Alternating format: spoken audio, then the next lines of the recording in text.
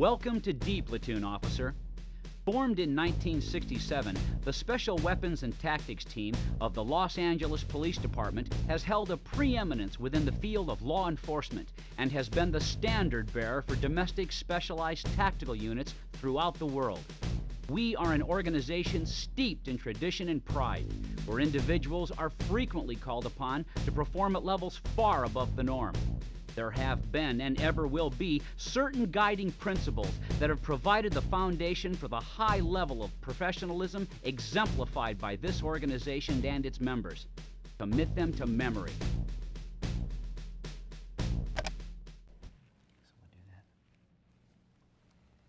Welcome to D Platoon, officer. I'm Sergeant Rooker. While you're assigned to D Platoon, I'll be your supervisor. Your new position here is that of an assaulter. This is Officer Packmeyer, and he's your element leader. For the record, Officer Packmeyer has been an element leader in D Platoon for 8 years. He's a wealth of information, officer. Learn from him. Thank you, Sergeant. Hello.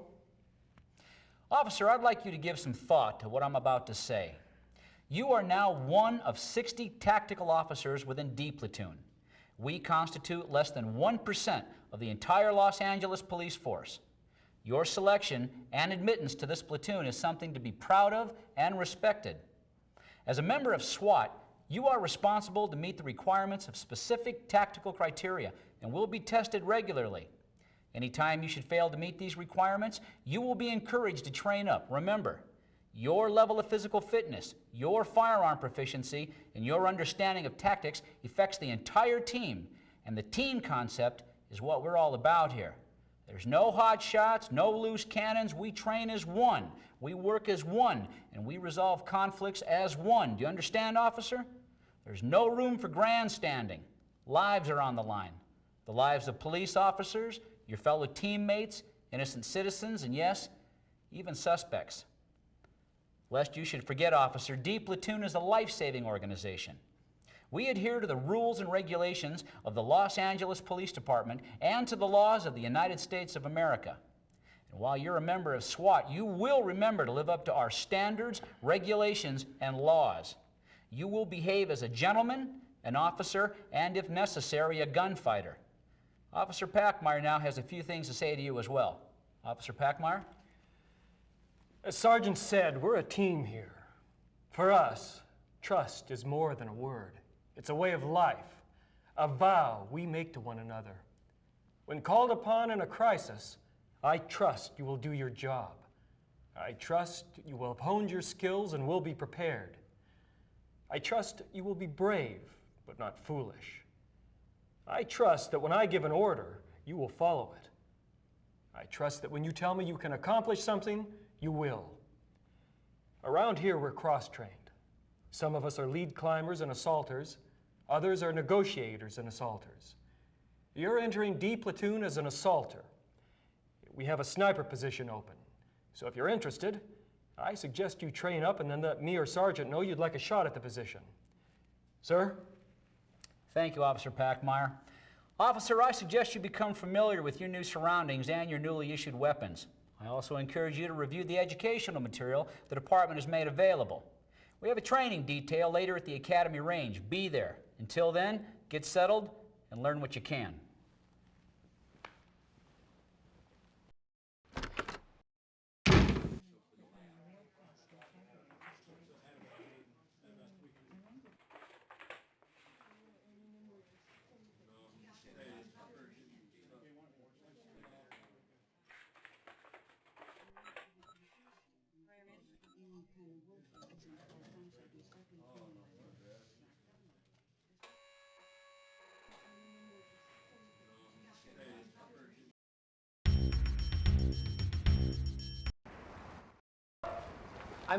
Yeah, I know who you are. You're the new guy in Rooker's squad, Danny Tillman.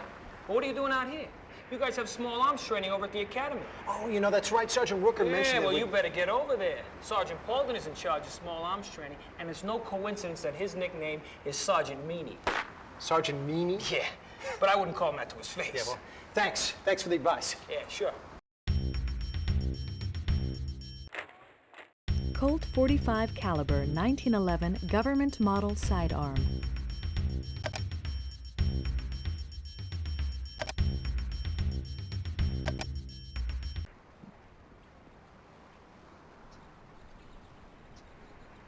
Heads up, gentlemen. We have a new member in the element. Until formal introductions can be made, you may refer to him as the SWAT pup. Welcome aboard, officer. I'm 30 David, Sergeant Paulden.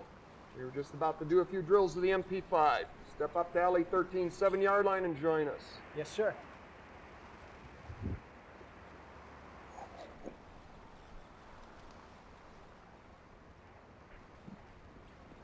Officers with your MP5s, make ready.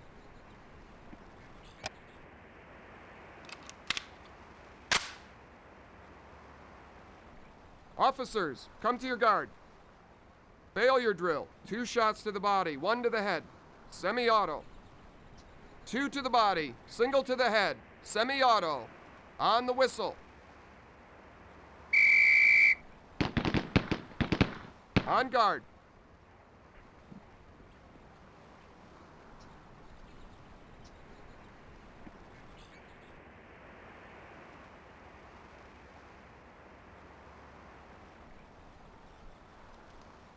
Officers, come to your guard. Failure drill. 2 shots to the body, 1 to the head. Semi-auto. 2 to the body, single to the head. Semi-auto. On the whistle. On guard.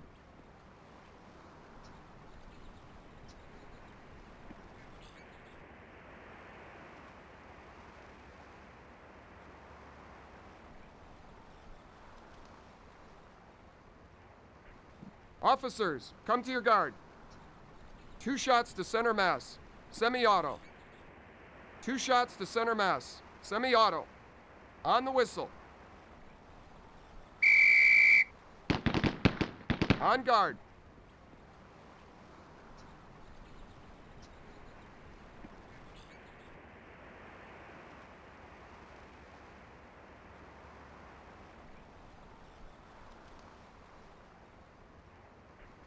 Officers, come to your guard. Single to the head, semi-auto. Single to the head, semi-auto. On the whistle. On guard.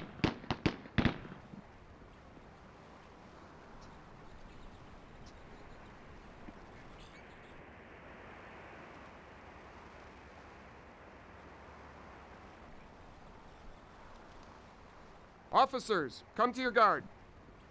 2 shots to center mass, semi-auto. 2 shots to center mass, semi-auto. On the whistle. On guard.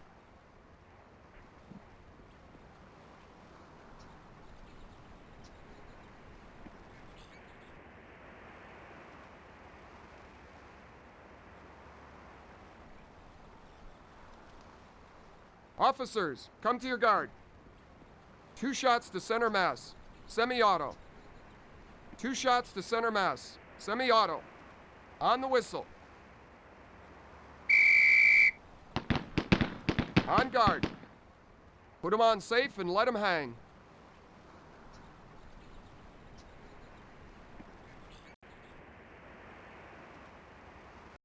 We're in the middle of our drills, officer. Socializing can wait. Keep your mind focused. Officers with your sidearms, make ready. Officers, hold your fire. We have a quitter in the group.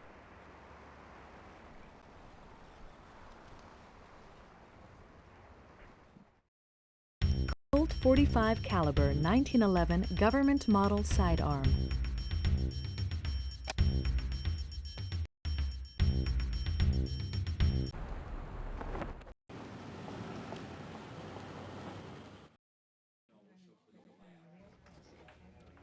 We'll get started when everyone's here, which would appear to be now. Everyone, your attention, please. Settle down and we can get started.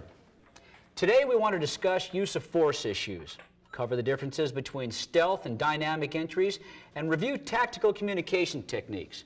Are we clear, or are there any questions?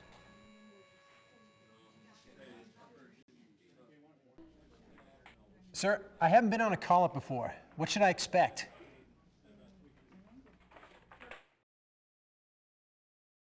First, Each call-up we answer is unique to the situation at hand.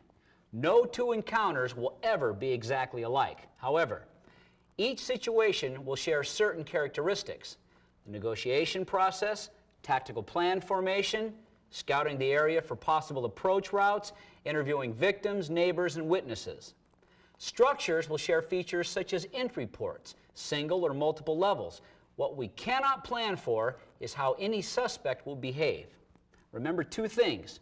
It is the suspect who determines the outcome of any given situation, and there is never just one way to resolve a crisis. So, how can we truly be prepared? Well, for one thing, we can train using proven tactics and procedures. Any questions so far? Sergeant Ruckert, what type of situation does D Platoon normally encounter? Over 60% of all our call-ups are barricaded suspects. Out of that, approximately 80% of the barricaded suspects will be a domestic barricade of a single male. Soured robberies, hostage taking, and multiple barricaded suspects make up the remaining 20%. Now, anytime you have one or multiple barricaded suspects, time is on your side. Negotiation is key. Time becomes crucial when hostages are involved or the threat to innocent citizens is imminent.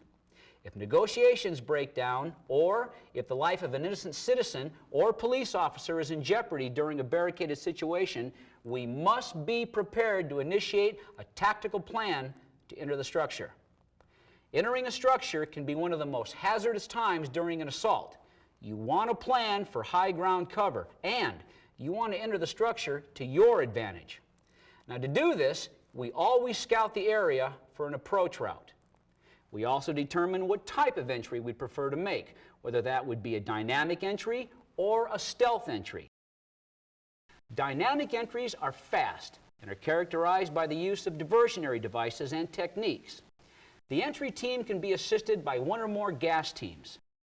Flashbangs are used at the point of entry to disorient a suspect or as a diversionary tool at separate entry ports. Stealth entries are referred to as soft probes. They're characterized by slow, cautious movement. The first person on the entry team is the scout. The scout is armed with a 180-degree mirror and a .45. The mirror provides a reverse image of the room you're about to enter.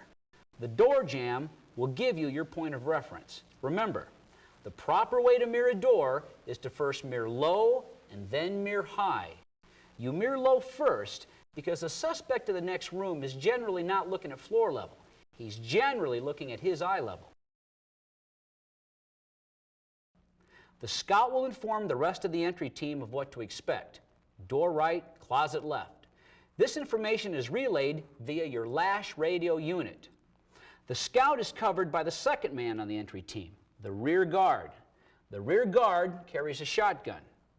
The shotgun will be loaded with buckshot unless a door or a car needs to be breached. At such times, the shotgun is loaded with 1-ounce 12-gauge slugs. Now, next up behind the rear guard is your element leader. Your element leader should be an assaulter's main focus. You do as he instructs. If your element leader tells you to cover a door, you cover that door. You do not second guess your element leader. The scout, rear guard, and element leader will continue to soft probe the environment, placing trailers where needed. Remember, survey threat areas, determine what needs to be covered, clear rooms in a circular or L patterns. Questions? Are there certain room entry techniques we should employ? Whether you enter a room under a dynamic or a stealth mode, you want to remember to invoke certain practices. Always slice the pie on a door or a room. In other words, don't rush straight into any room. If you do, you're rushing head-on into trouble. By slicing the pie, you're angling your position to first see what the room contains, then roll out if necessary. Rolling out or leaning without exposing any more of your body than you need to see further into a room is a life-saving tactic. It's not a formality. Next, if the person ahead of you enters a room and moves to the right, then you enter to the left. If you follow their path into a room, you will be in their field of fire.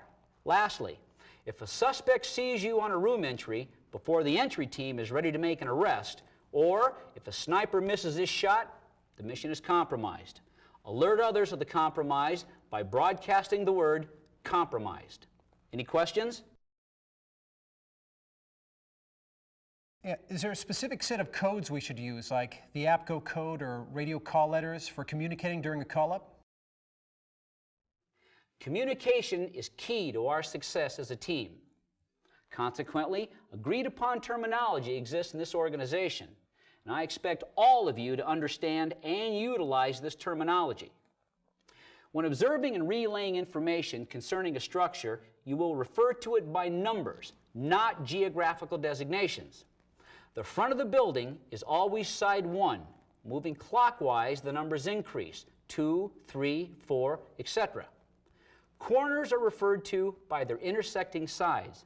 In the example I have here, you can see the bottom left corner is referred to as the 1-2 corner. So remember, the front of the building is always side 1, and you move clockwise and number accordingly. Now here we have a 4-story building. The concept of numbering still applies. Numbers are assigned to all openings and all levels. Each opening is numbered, beginning from the left to the right, bottom to the top. Each level is numbered from the bottom up. Consequently, looking at the example here, the door would be referred to as level 1, opening 2. If you have suspect information to relay, you will do so by using this technique. Is that clear?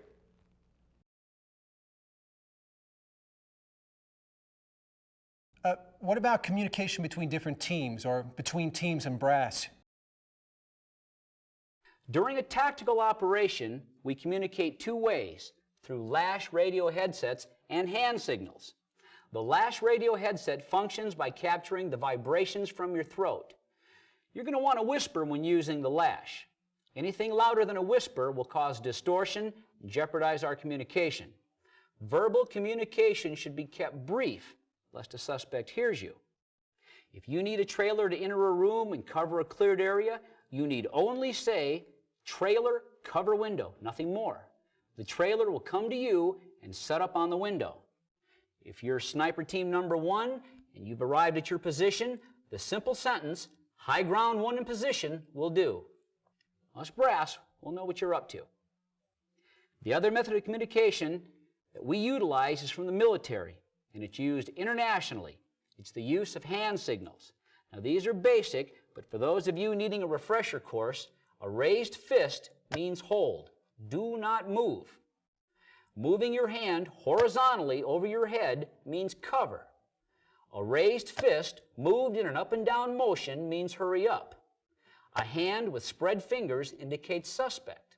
The direction you point indicates where the suspect is. If you need someone's attention, snap your fingers. Or if you see or hear snapping, someone wants your attention. And when someone has your attention, if they point to their eyes and then to a door, they want you to look at the door or in the direction of the door. If you see a thumbs up, you know an area is clear and it's safe to enter. If you see a flat hand, do not continue with your action or movement. Stop.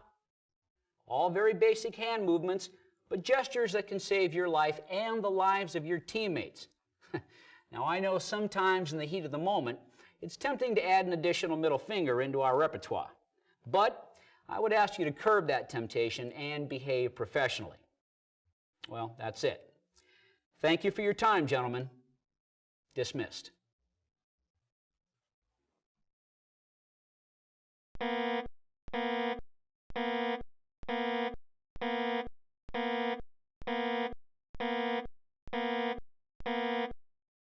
Please insert CD number 2, then press Enter to continue. Barricaded female, North Hollywood area, 339 Westcott Avenue. Shots fired, code 3. This is Sergeant Pruitt with the LAPD. Lucy, if you can hear me, I want you to answer the telephone. We're here to help you. Please pick up the telephone and talk with me. It's my wife, Lucy. Lucy Long. She's holed up in the house. She won't come out, won't let me in. like I told that other officer, she's been mixed up a lot lately. Ain't that so, Katie? This is my daughter, Katie. Go ahead, hon. You tell the officer. My mom's always been real protective of our family, but it's different now. It's like she's not just protective, she's angry or paranoid or something. I don't know what. I think she's become dangerous. She has a gun now, and she shot at me and my dad this morning. That's right. And she damn near killed us, too. See, yesterday, she threw me out of the house, hollering she weren't gonna let me back in. She locked all the doors. Neighbors across the street were looking. So I walked down to Katie's. She just lives in the apartments over on Maroa. So I spent the night there. This morning, Katie brung me back home. We was walking up to the house, and Lucy started shooting at us. That's when I called the police. I understand, sir. We'd like for your wife to come out on her own so we can get her some help. But if she won't, and the possibility exists she might hurt herself, we might have to go in and get her. I was just briefing Mr. Long on the possibility that we might have to enter his home. Mr. Long, our crisis negotiation team is currently on the telephone with your wife. There's some concern that she may be delusional. Now, I realize I've already asked you to explain the physical layout of your house and property, but in case we need to go in and get her, I want to make sure that we're prepared. Is there anything else that you can tell me about the house's layout? Well, of course, you've seen the boards in the front windows. She's got all the windows boarded up like that. Pup, see what you can learn from the Long's neighbors.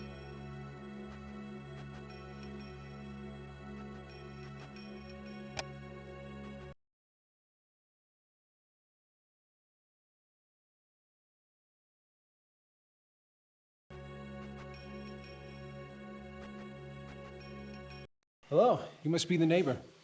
Yes, I'm Mr. Devon. I've been living across from the Longs for the last 10 years. When I first moved in, they were real nice. Showed me and my wife the neighborhood. Yeah, hadn't been the same in the last few years. You know the wife, Lucy? She beats that old man real bad, all day long. You cops been out here. I'm getting to know you guys on a first-name basis. Have you ever actually been inside the Long residence, Mr. Devon? Not in a long time. Lucy boards it up bit by bit. She thinks some people are gonna kill her. You know what I think? I think she's gonna kill that old man, maybe herself. What can you tell me about what happened here today? Did you hear any shots? Yes, I heard the shots at the police officers. I saw their car. I knew it had to be the Longs. Then I heard the shots. Is there anything else you can tell me, Mr. Devon? Don't believe the old man. He'd tell you that his missus is holed up in that house. Won't come out. That's not the truth. I've seen her wandering around the yard at all times of the night and day. Half the time in some old nightgown. Excuse me. How you doing? I'm Sergeant Pete Monroe. My partner, Officer Lewis, and I are the responding officers. When we arrived, we found Mr. Long quite agitated, and when questioned, he stated that as he and his daughter approached the residence, his wife opened the door and fired a .22 pistol at them. He said she fired 4 or 5 rounds, all misses. He then came across the street to Mr. Devon's residence and asked to use the phone. That's where the 911 call was placed. And did you approach the residence? Yes, we did. After speaking to Mr. Long and his daughter, we determined that Mrs. Long might not have any more ammo. As it was, both husband and daughter didn't even know Mrs. Long had a pistol until they were fired upon. I backed Officer Lewis as he approached the front door, and before he was halfway between the garage and the front door, the door opened a crack and the suspect fired twice, again, both misses. Then what happened? And we called for backup. Sergeant Tipton, our field commander, assessed the situation, and that's when he called you guys. Sergeant Tipton's assisting your CNT boys. Anything else? That's about it. Excuse me. Hello, Bob Lewis, Hollywood Division. We've been called out here to the Longs before for domestic disputes. The husband calls us out, but refuses to press charges against his wife. We found him with bruises to his face and arms. When we questioned Mrs. Long in the past, she seemed off balance but never threatening. We referred them both to social services for counseling, but nothing's ever come of it. Is this the first time a handgun's been used? Yes. She's been worked up before when we've spoken to her, but she's never been violent when we've been here. Never heard her husband mention her threatening him with a handgun before either. Anything else? No, just that I think she's really gone off the edge this time.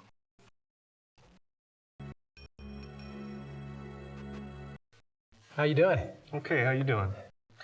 This is your first call up, isn't it? Well, don't sweat it. Just do your job, no heroics. Hey, how you doing? This your first time out? You'll be all right. Just keep your eyes open for hazards. Any other advice? Yeah, watch my back. When will we be deployed? Soon. Rooker, Packmeyer, and Wexel have already scouted the property. They'll be placing us soon. So just try and relax. You know, the wait ain't nothing compared to the ride.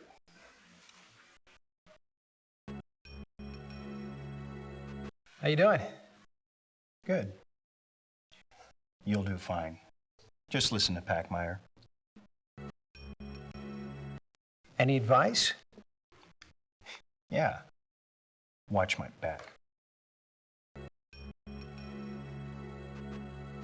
Hey, leave everything alone in there. It's all been inventoried and nothing's been assigned to you.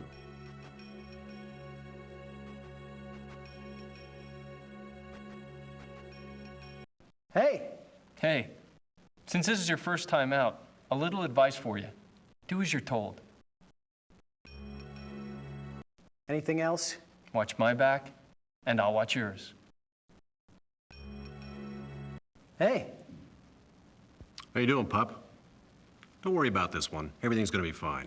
I was on the scout with Packmeyer and Rooker. There are limited ports of entry, and those that are there are pretty well boarded up. Think we have a captive audience. Who knows? Maybe she'll come out on her own. Briefing! The situation as we know it is this. We have a barricaded white female inside the residence. She's 64 years old and she suffers from various health maladies. She's diabetic and she suffers from a heart condition that requires the use of medication. CNT tells me she's delusional. She thinks the activity outside the house are gangbangers trying to break in. She's a shooter. Approach knowing she's armed and dangerous. This is the layout of the house. On side one, we have a front door entrance. This is a dangerous approach as it has two windows to contend with, the large front window and a small kitchen window. To compensate for that, we've placed snipers here on this side of the street to watch those ports. Apparently, this house has been somewhat fortified over the years. The garage has been sealed off from the house. Side 3 has one opening, a barricaded window. While negotiations continue with the suspects, we're going to place an emergency assault team on side 1 for entry through opening 2. The emergency entry team will consist of the following: Rhea, scout; Denton, rear guard; Packmeyer, element lead. For rear containment, side 3, Pup and Wixel. Any questions? This is a soft probe. I want stealth movement. This changes only if the situation changes. Did you have an opportunity to speak to the neighbor? Yes, he said that Mrs. Long is a little more violent than what her husband would lead us to believe. You and Denton are side 3, but be aware there's a lot of foliage back there, and you won't have the benefit of sniper coverage. Remember, all of you, just because the suspect is a female does not mean she's any less violent than a male. Just because she's 64 does not mean she's a sweet old lady. Approach this suspect with caution.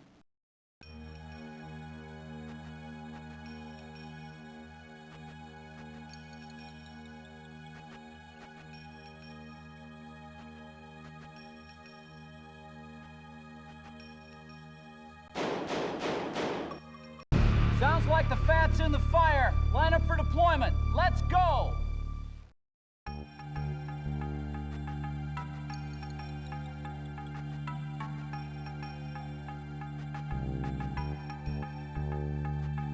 MP5s, full auto.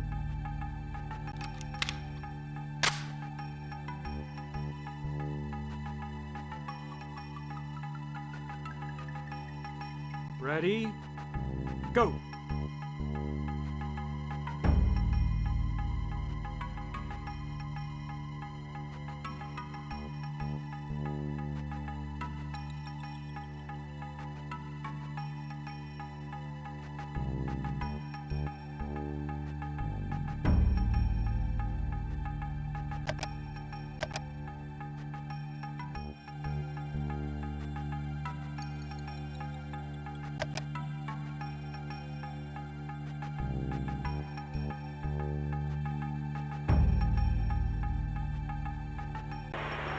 Pop, what's happening?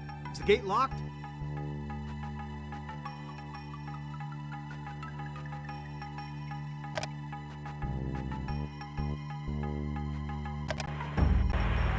Ram on 1-2 corner.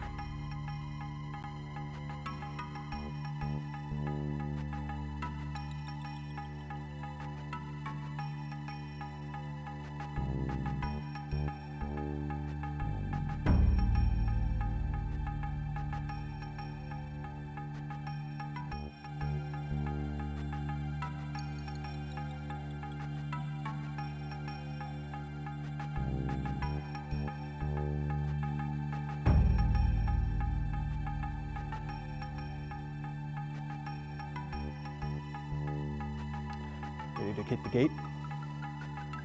Hit it.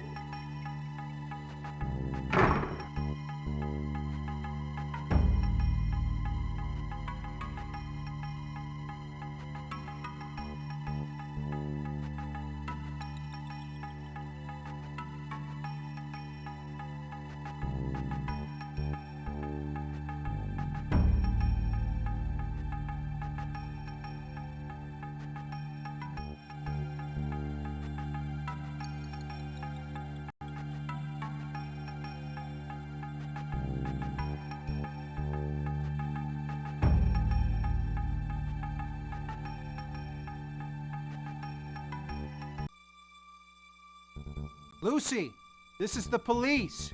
We've come to talk to you. Lucy, this is the police. We're here to help you. Now stop. Put your hands where I can see them. Good. This is the police. We just want to talk to you. Now keep your hands up. There you go. Just keep your hands where I can see them. Nobody's going to hurt you. Come on. There we go. There we go. Okay, now nobody's going to hurt you. I just want you to walk with me over here, okay? Let's go. Let's walk. Good, good. Nobody's going to hurt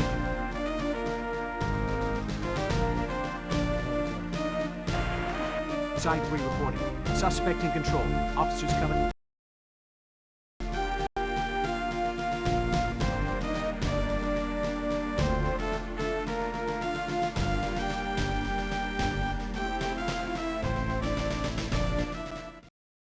All right, everyone, take a seat.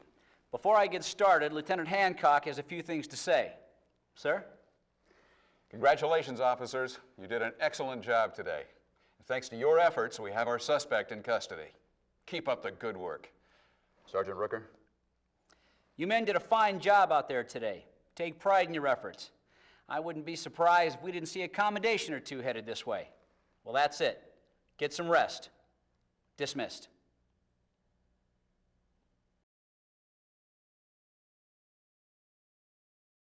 Please insert CD number 1, then press Enter to continue.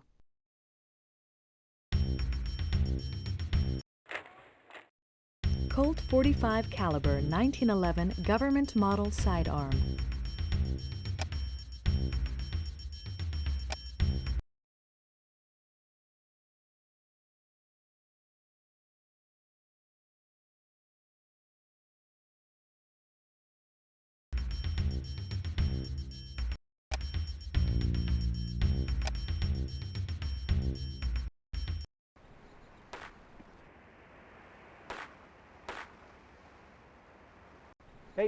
Hey, how you doing? You ready for a combat drill?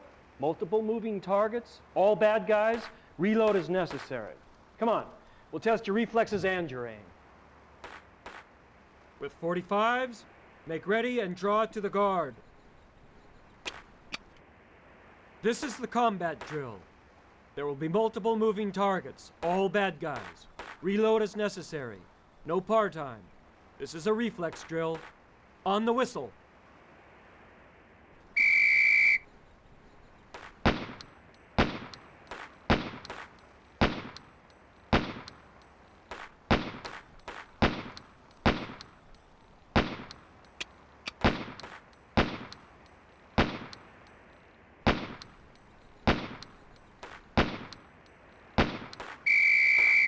Officers, guns at low ready. Prepare to commence firing. Make ready.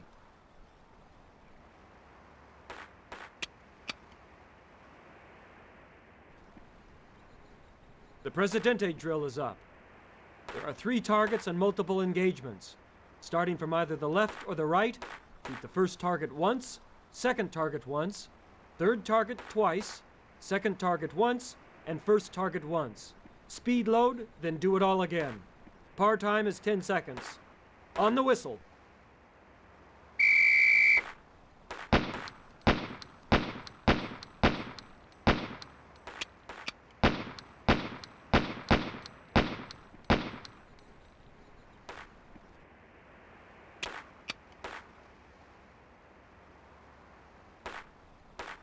This is a dozier drill. Engage each of the 5 pepper poppers until they fall. Reload as necessary. Par time is 5 seconds. On the whistle.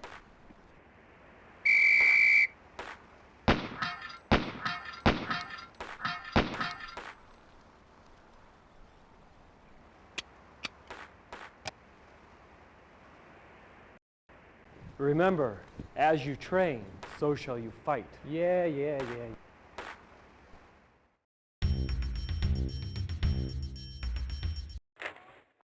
Colt 45.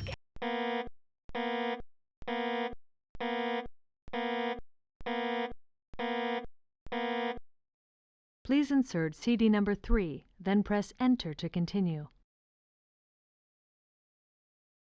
Officer down, 612 Haley, Central Area, Code 3. What do you want, Sarge? You need to get into a car, travel across the railroad tracks, and set up across the way. The east side of the building faces the train tracks. That's where the entrance is. I need you to provide cover for the entry team. You're Sierra 1. Contact me as soon as you're in position. Right. Sergeant Rooker, what's the situation? We're not sure yet. Officers Tobin and Bale from Central were answering a Code 30 Adam. The officers approached the warehouse and found the front entrance door open. As they were entering the building, they were fired upon. Bale was shot in the face. Tobin apparently grabbed Bale, dragged him around to the back of the building, and called for assistance. By the time assistance arrived, the firing from within had subsided. Bale's en route to the hospital, and Tobin's standing by to provide information. We're hearing random shots fired. We've set up communications in the ice building. The owner's here. Come on. Well, of course, I don't want any more damage to occur than already has. Mrs. Schneidley, this is Sergeant Rooker. Would you mind repeating to him what you just told me?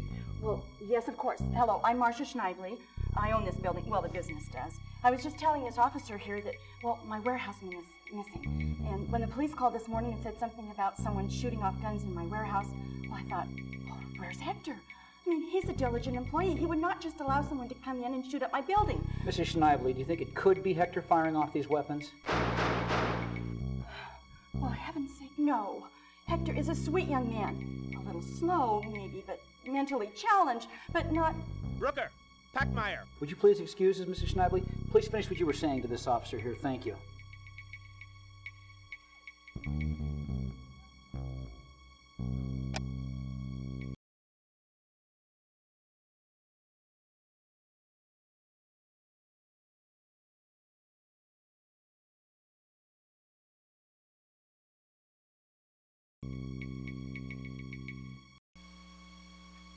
Mrs. Schneidley, you were saying that you believe your warehouseman is missing?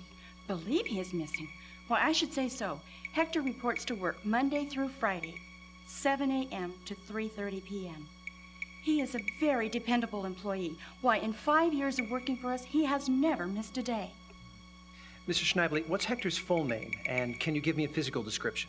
Oh, yes, it's Hector Martinez, and he's about 6 feet tall, about 180 pounds, clean-shaven, dark hair. I don't know how old he is.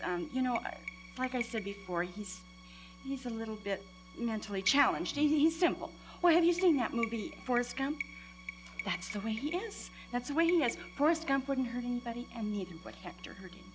Mrs. Schneibly, nobody says Hector has or would hurt anybody. Up until now, we didn't even know about Mr. Martinez. We're just trying to determine what the situation is.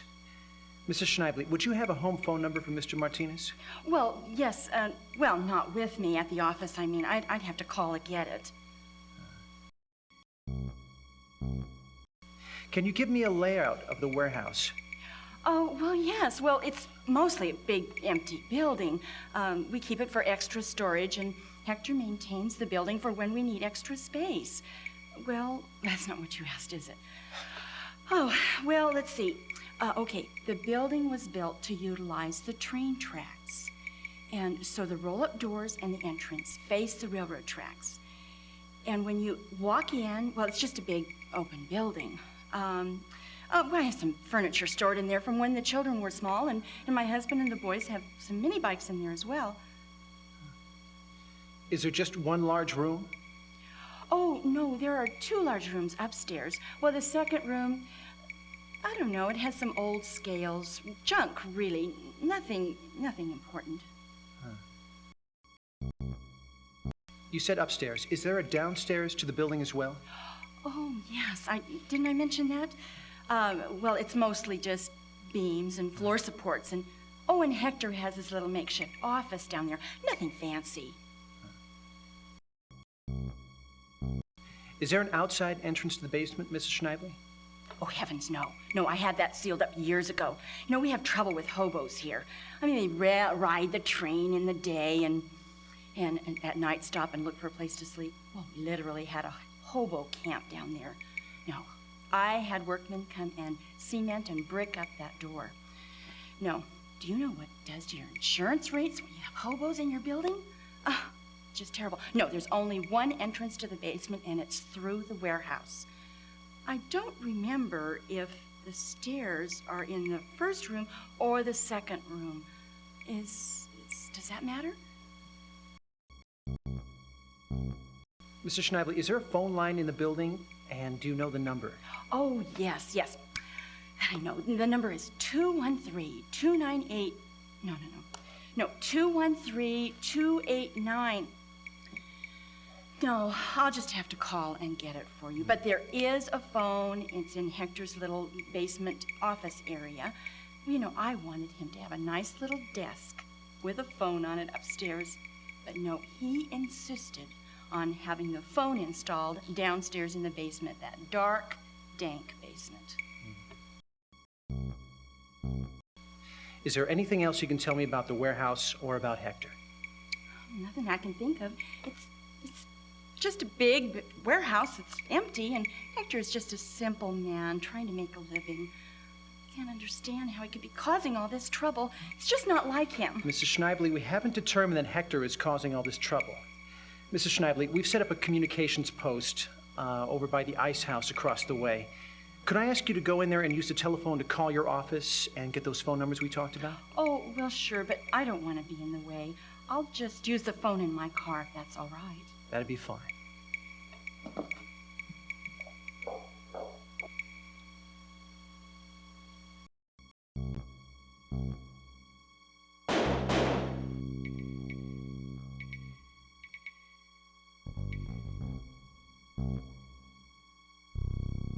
Excuse me, sir.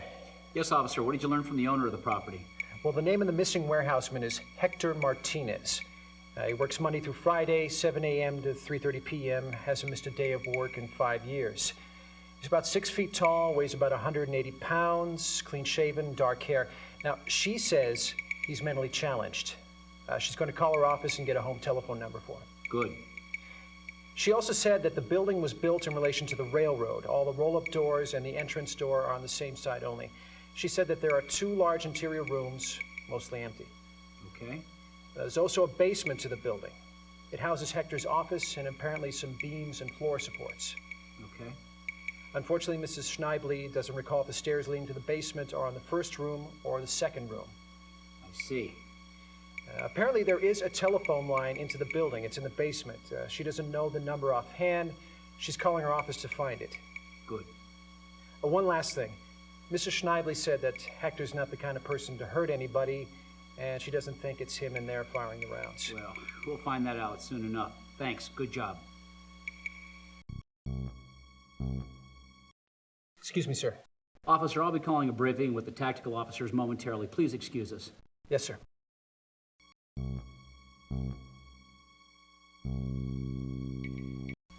This is Officer Keeler. He was one of the responding officers to the 30 Atom. As I was telling Packmeyer, we get false alarms down here all the time. The wind's always blowing the doors open on these old buildings, or we have transients camping out. Last thing I expected was gunfire. Did you see anyone? No, not really. Everything happened real quick. We were approaching the door. It was partially open. Bales went to reach for it. He had his hand on the doorknob. It seemed to me that the door was closing rather than opening. I got this sinking feeling in my stomach, and then wham! Bales was hit, and I was dragging him out of there. I don't know what to tell you guys. I didn't really see anything. I heard the sound, and I saw Bales fly backwards. Whoever shot him must have been right up on the door.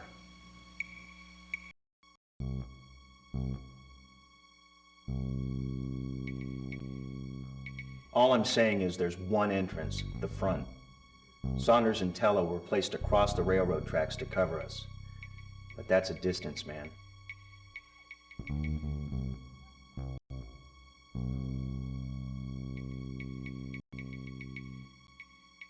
The place is big inside. I know it. I can tell. We're gonna need some long-range power.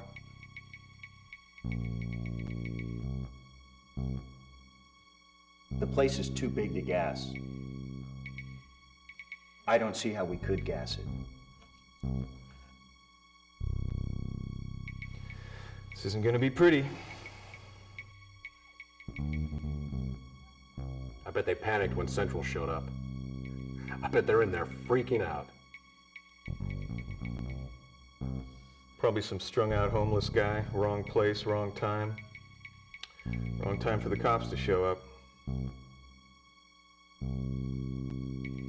I figured there's more than one in there. Maybe it's a soured robbery.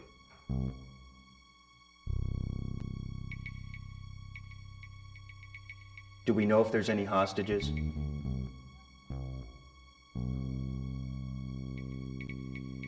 The place is big inside. I know it. I can tell. We're gonna need some long-range power.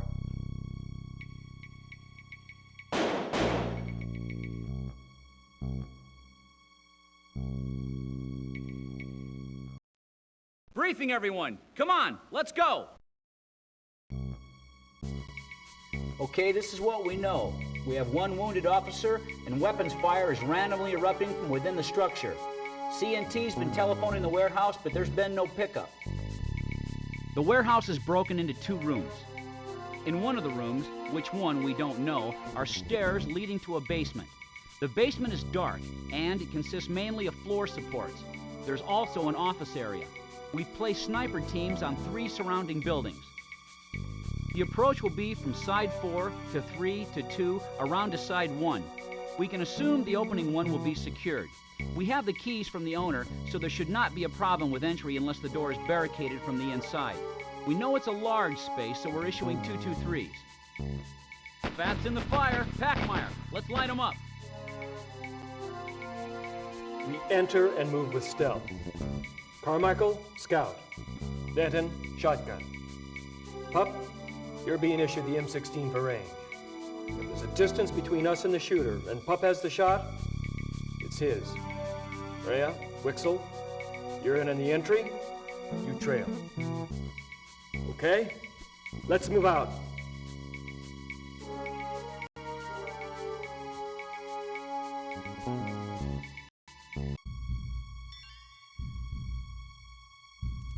Entry team in position. High ground 1. Side 1 clear of threat.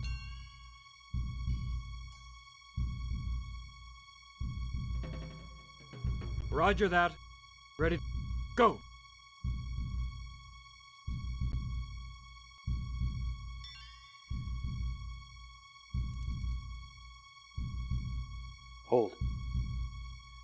Try the door.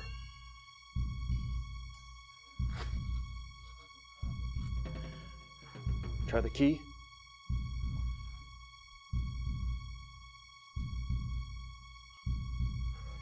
Mirror up.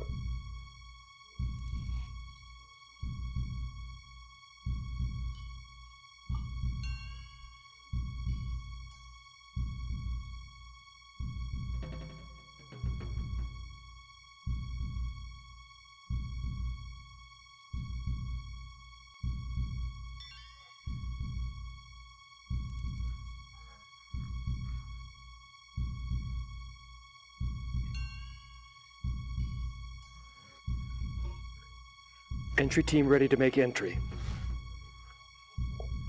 Ready to enter door. Go.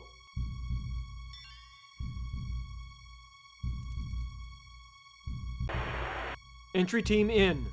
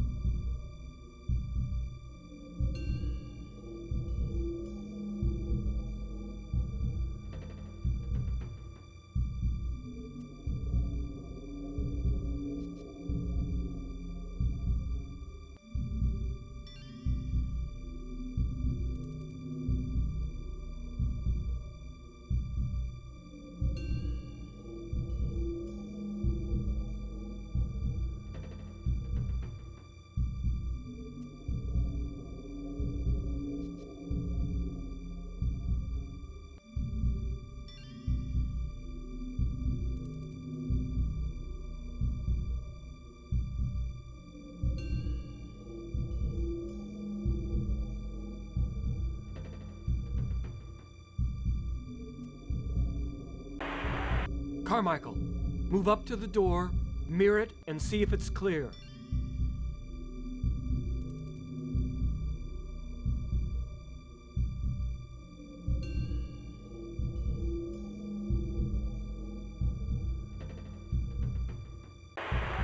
Looks clear.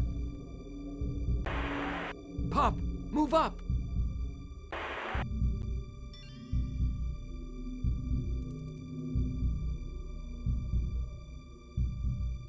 Stairwell, far right wall, no sign of Gray. Pop, you cover left. Rhea, Wixel, you take the stairwell. Carmichael Denton, you move left with me. Ready to make entry? Go!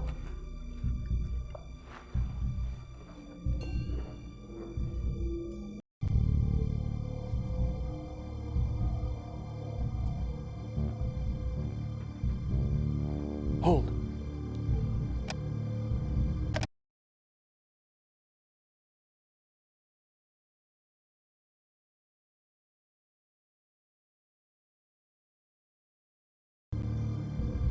Carmichael, mirror that area to the left.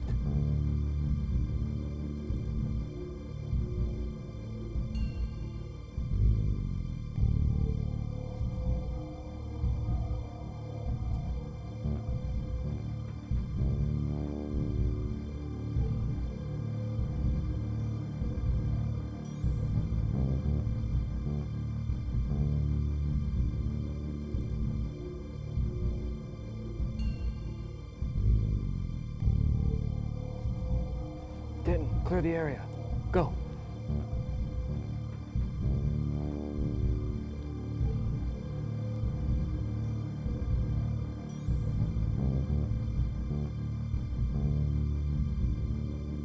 Hold.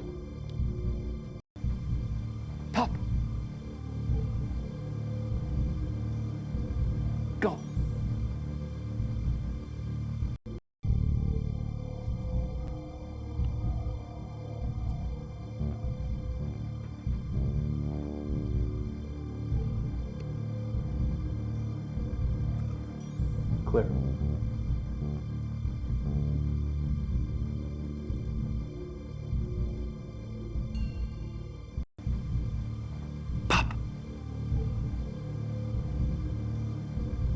Ready to move? Go.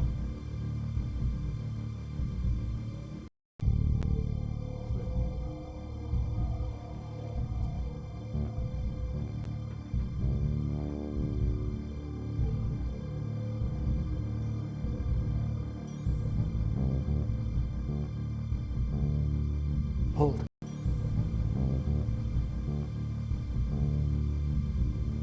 Ready to go.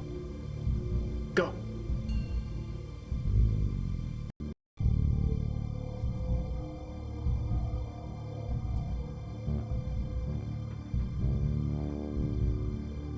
Hold. Pop.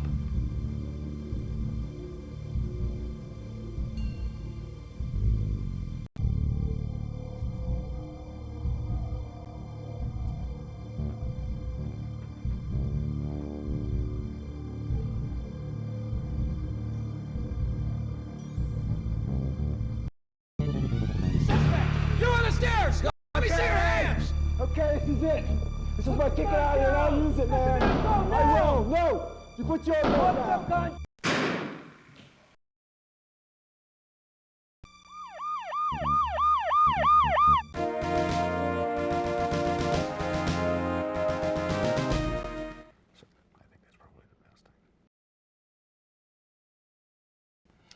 Officer, Sergeant Rooker and I will be attending the Use of Force Review Board hearing to testify regarding our personal knowledge of the shooting incident you were involved in.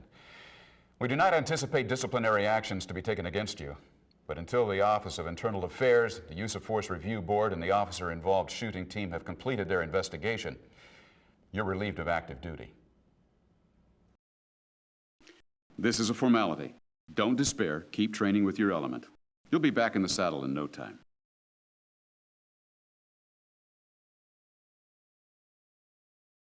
Please insert CD number 1, then press Enter to continue.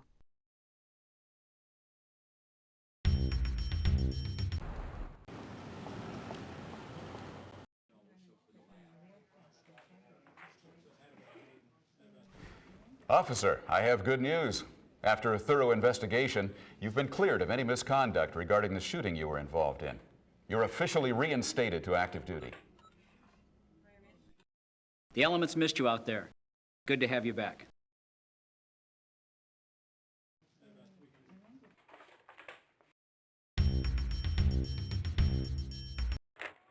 Colt .45 caliber 1911 government model sidearm.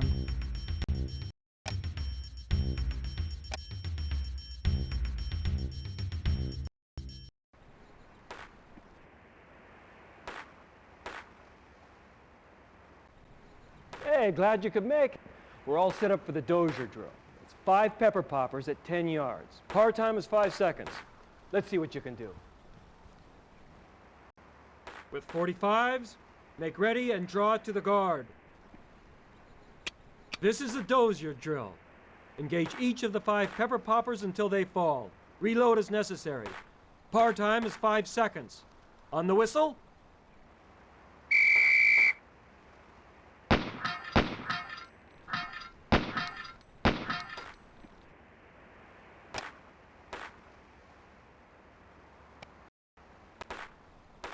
Yep.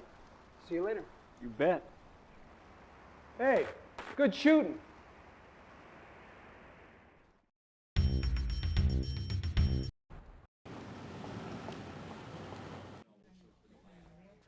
Hey, Pop! Guess what? I'm promoting out. I made sergeant.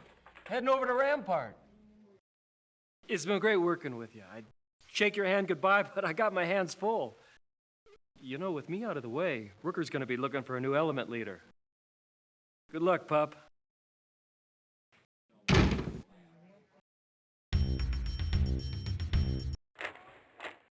Colt .45 caliber 1911 government model sidearm.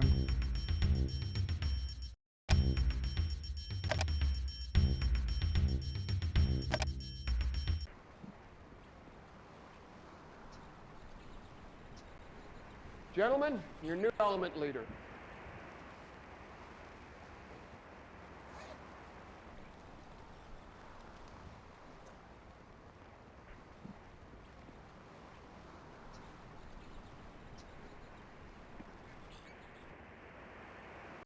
Officers with your sidearms, make ready.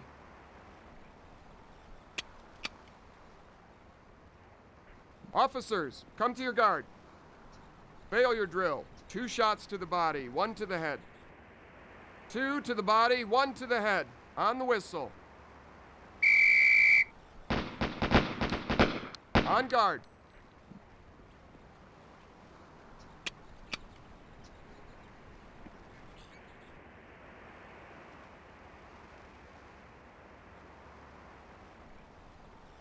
Officers, come to your guard. Controlled pair to the center mass. Controlled pair, not double taps. To the center mass. On the whistle. On guard.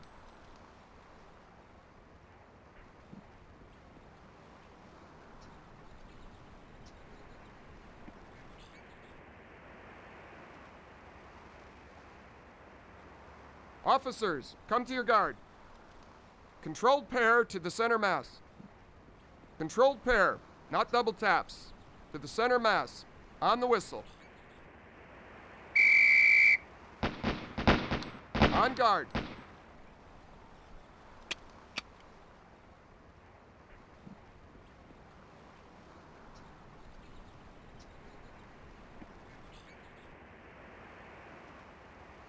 Officers, come to your guard.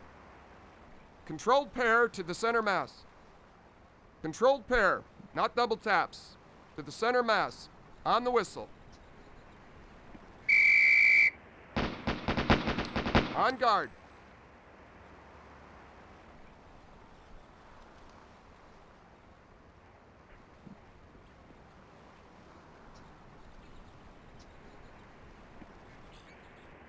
Officers, come to your guard. Fail your drill. 2 shots to the body, 1 to the head. 2 to the body, 1 to the head. On the whistle. On guard.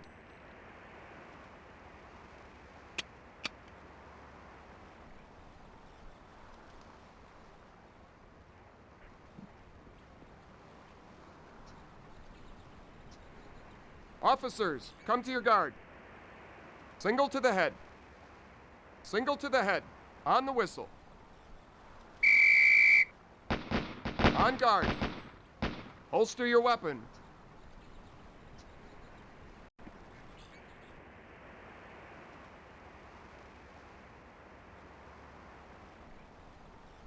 Officers with your shotguns, make ready. With 1-ounce slug, please.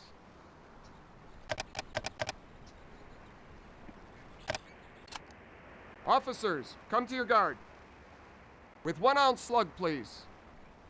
2 shots to center mass. 1-ounce slug. 2 shots to center mass. On the whistle. On guard.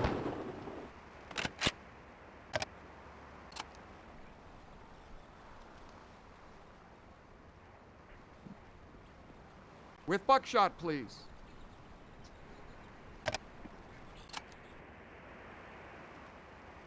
Officers, come to your guard. With buckshot, single to center mass. Buckshot, please. On the whistle, single to center mass. On guard.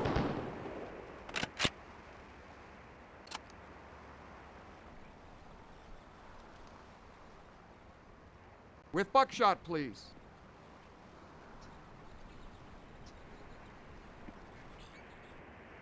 Officers, come to your guard. With buckshot, single to center mass. Buckshot, please. On the whistle, single to center mass. On guard.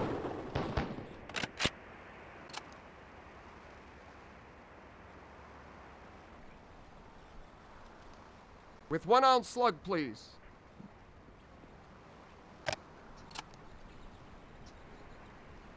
Officers, come to your guard.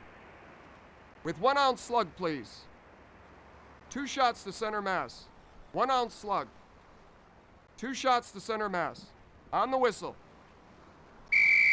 On guard.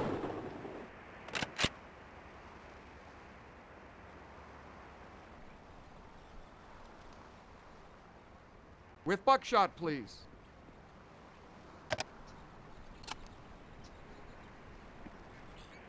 Officers, come to your guard. Buckshot, please. 2 shots to center mass. With buckshot. 2 shots to center mass. On the whistle.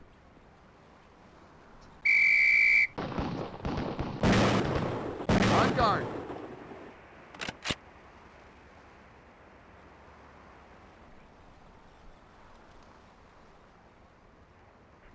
With buckshot, please.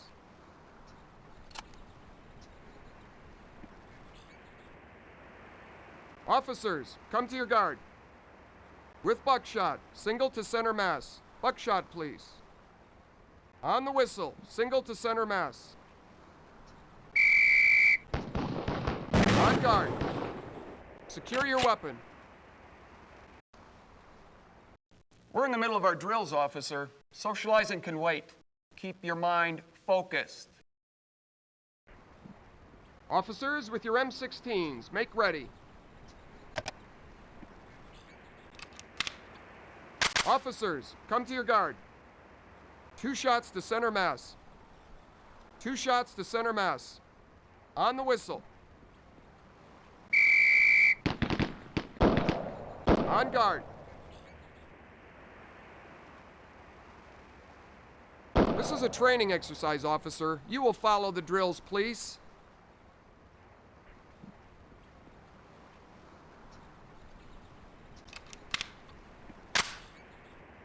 Officers, come to your guard. 2 shots to center mass. 2 shots to center mass. On the whistle. On guard.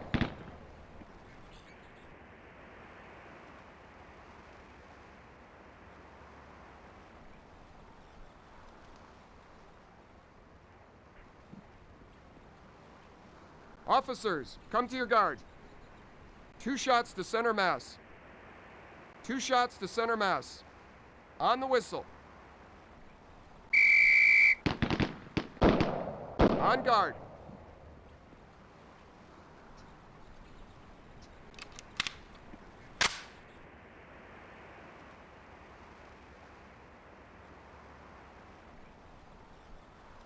Officers, come to your guard. 2 shots to center mass. 2 shots to center mass. On the whistle. On guard.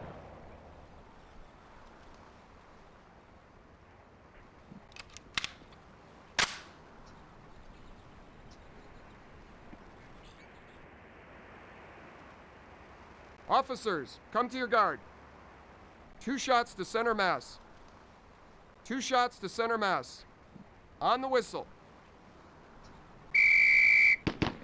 On guard.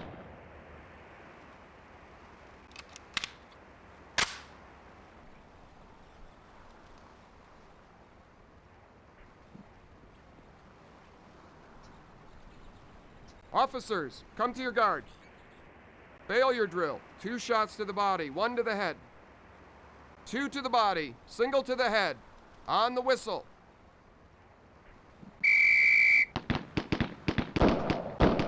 On guard. Secure your weapon.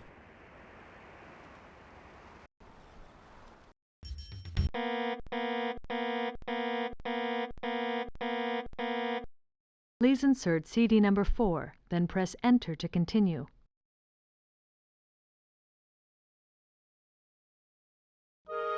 Terrorists hostage involved. Shots fired.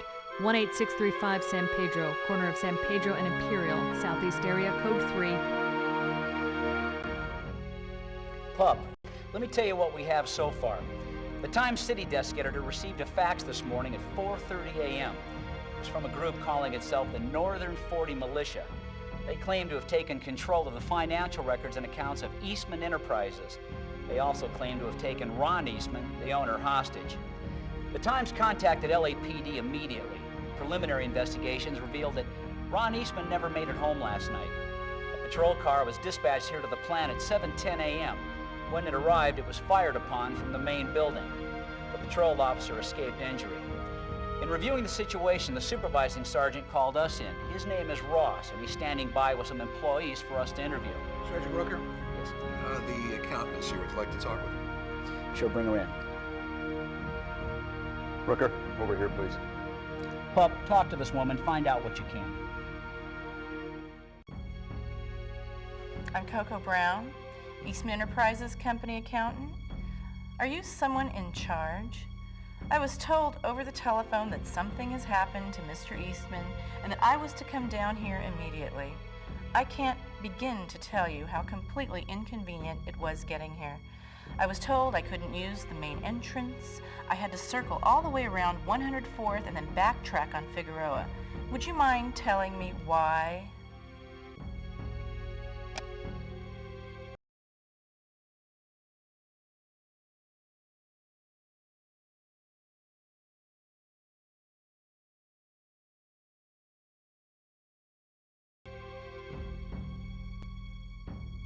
I'm sorry for the inconvenience, Miss Brown.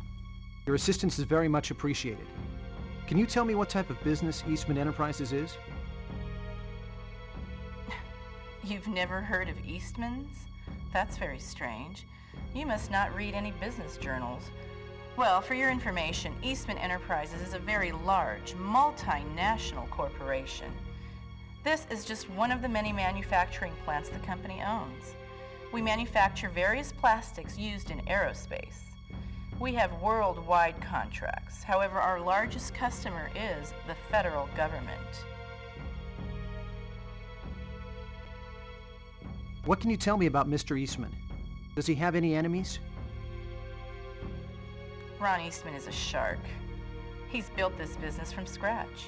I'm sure he's stepped on people along the way.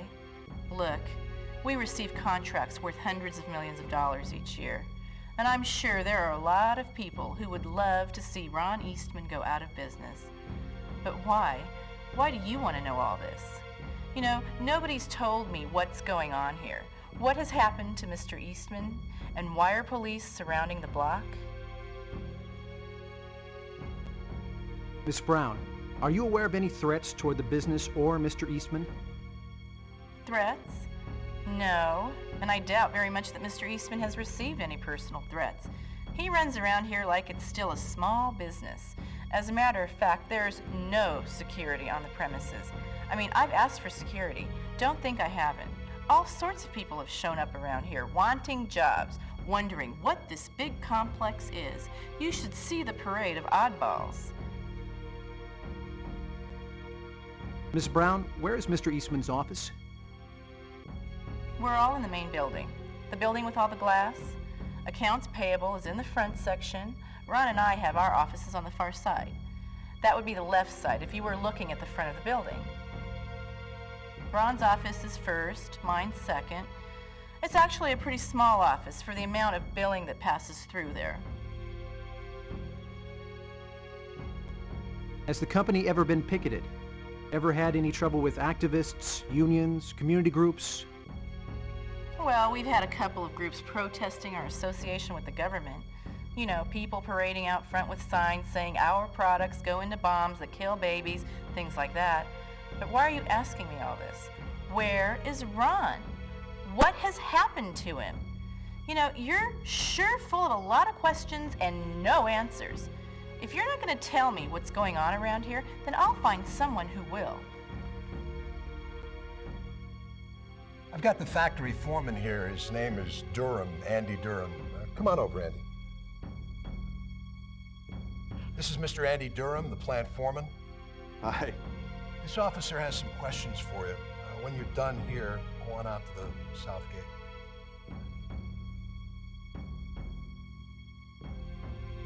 Mr. Durham, can you give me the layout of the main building? Sure. It's got a fancy front, all glass. That's where personnel and payroll is, you know.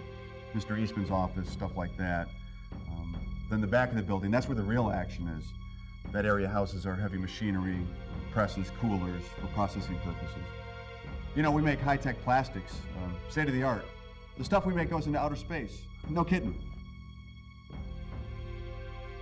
Mr. Durham, do you have much interaction with Ron Eastman?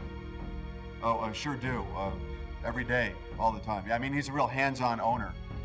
His office is just on the other side of my presses. Well, the company presses. I think of them as my own, you know, because I work with them every day. Had to go to the manufacturing plant where they were built just to learn how to run them. Mr. Eastman even went there with me. Together, the both of us probably know more about those presses than anybody else in this lot. You said Mr. Eastman's office is on the other side of your presses. There's a connecting door from the plant floor to the office? Sure. Yeah, I mean, there's the front entrance to the office, you know, in that fancy glass part, and then from the floor, you can get into the office. The building looks really big, and it is, except we had to section off the area for the presses. They need special air conditioners to keep them cool. So, like, that area is just for the presses. The backside is for storage, and then, you know, in the front is the office. It's just right there. You know, I got all these guys down the street waiting to find out if they're working today. I really need to get over there. We square with everything because I really got to go.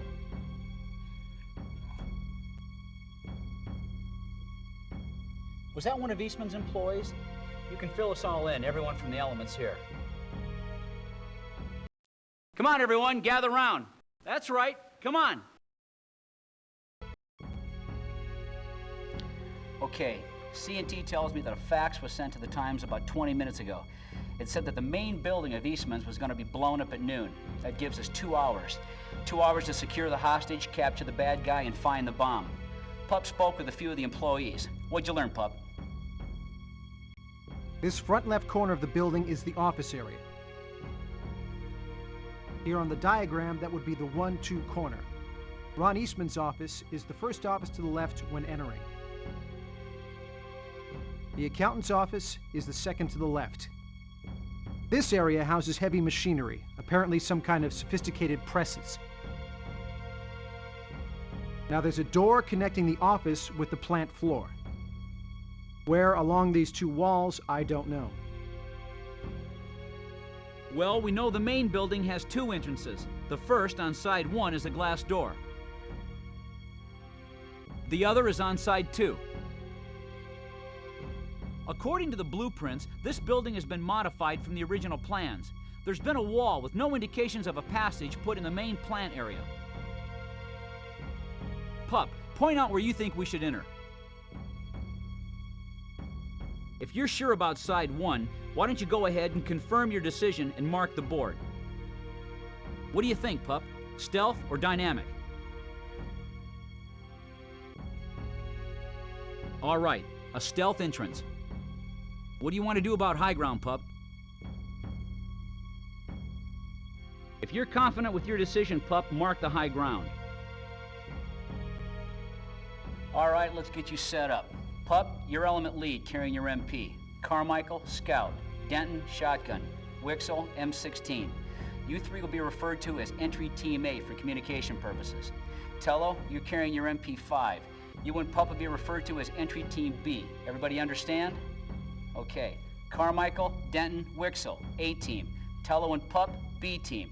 I'll get Saunders and Horton set up in high ground. I'll be with you on the lash. Work smart, be safe.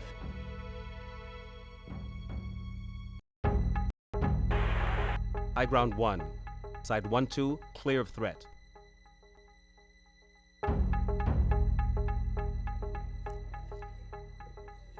Hold.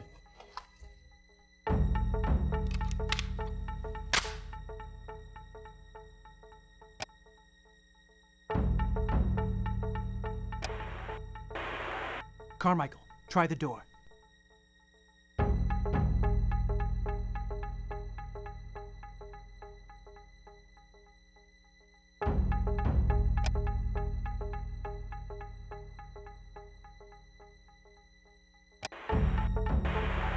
Ready to breach door.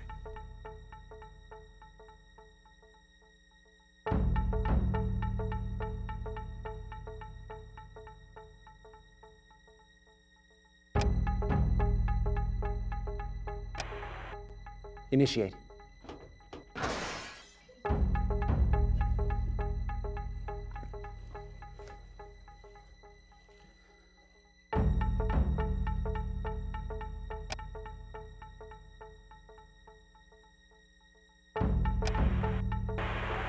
Carmichael, mirror the door.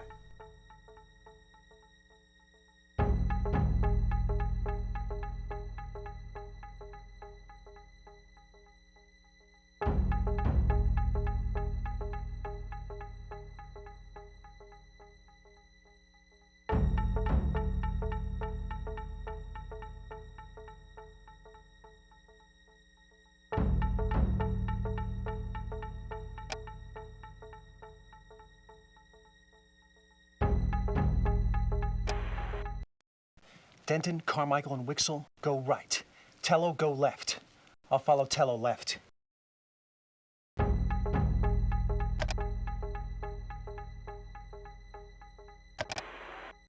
Ready to move.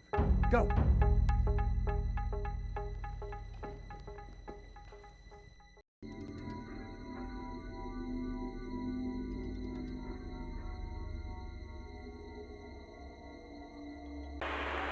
High Ground 1 reporting. Entry team successful inside building.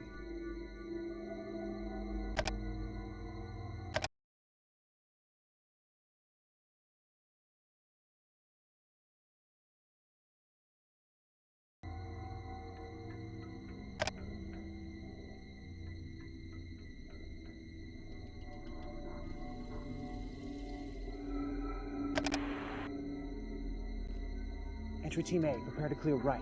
Entry Team B, prepare to clear left. Go!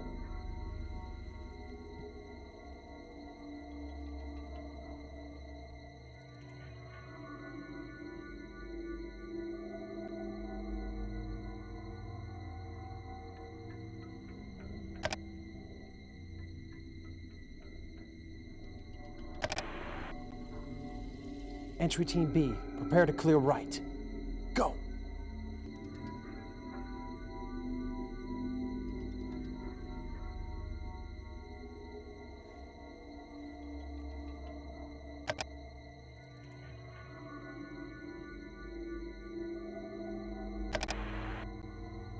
Entry Team B, prepare to clear left. Go!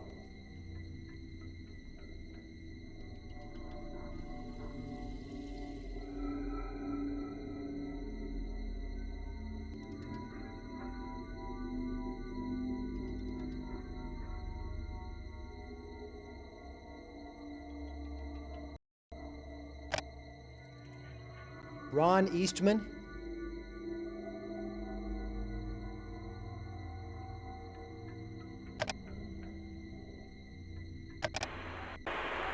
Hostage down. EMT, 1-2, corner, left office.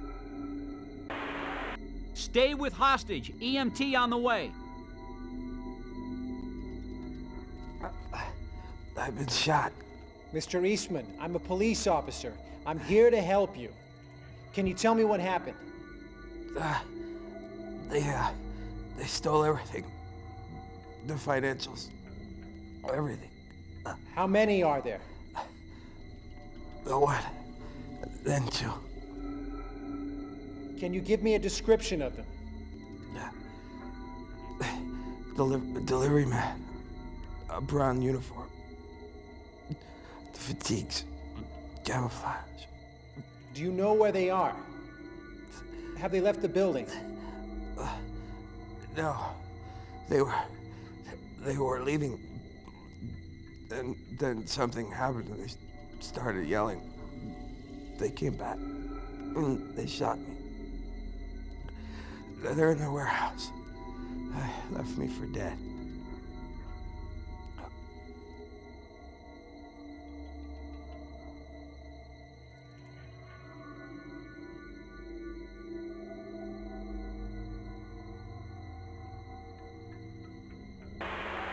EMT in and heading towards hostage.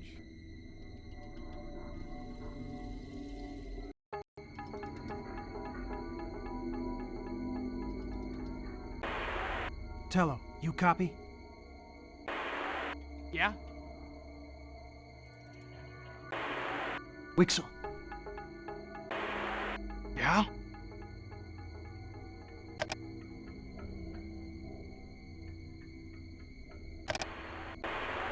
Entry Team B, prepare to clear left. Move!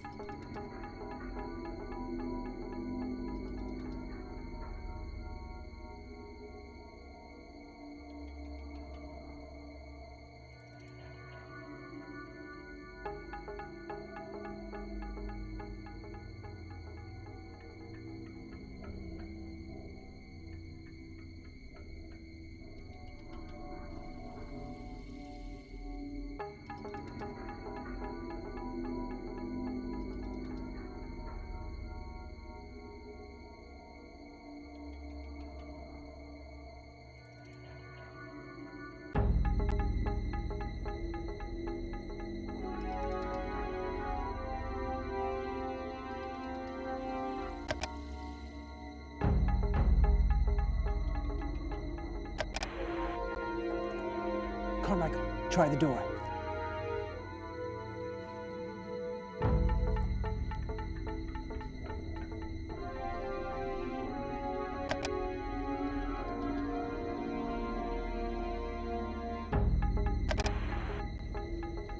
Ready to mirror door.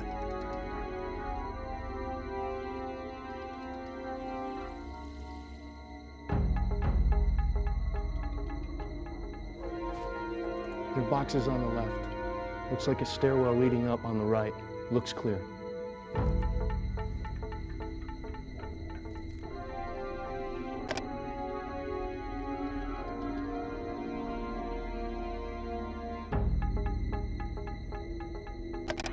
Carmichael, Denton, Wixel, you go right.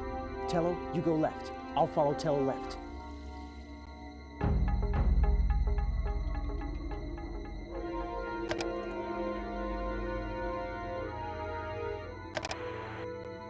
Ready?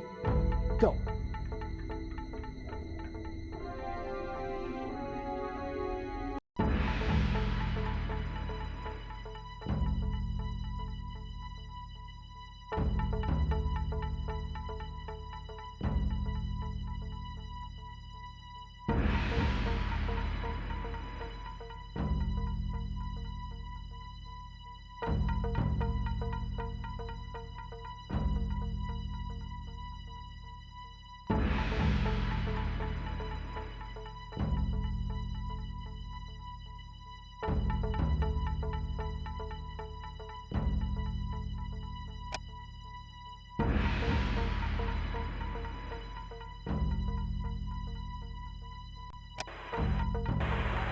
Tello, hold, and cover left. Entry Team A, prepare to clear stairs. Move!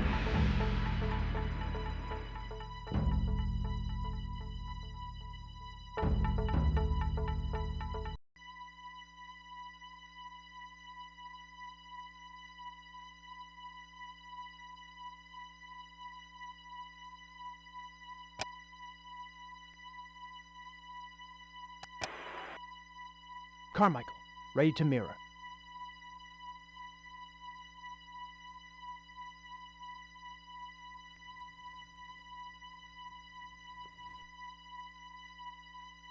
The storage area looks clear.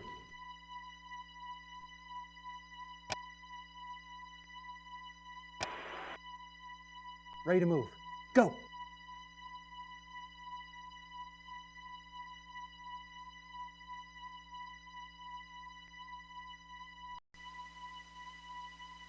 Looks clear.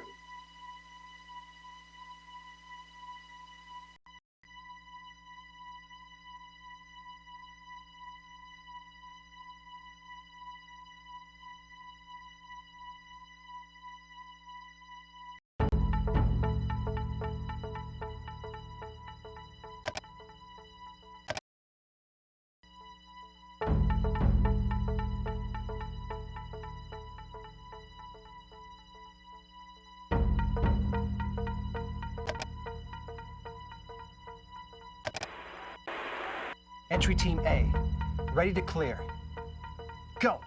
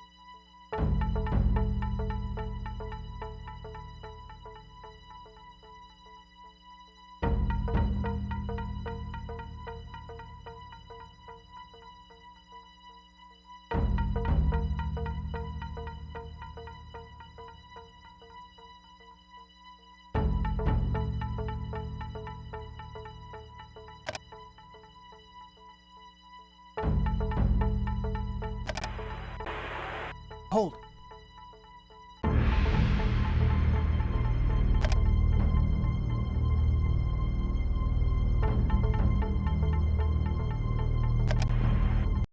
Entry Team A, prepare to clear right.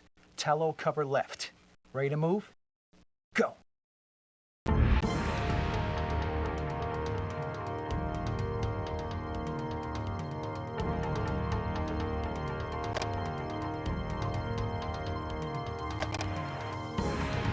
Ready to move. Go.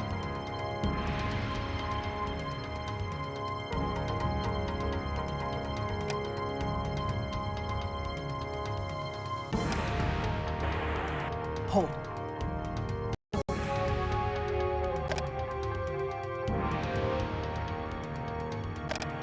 Carmichael, ready to mirror.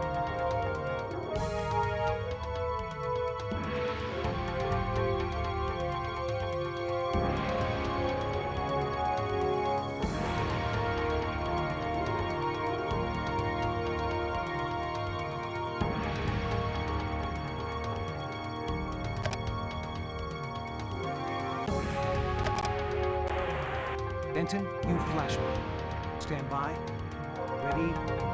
Initiate.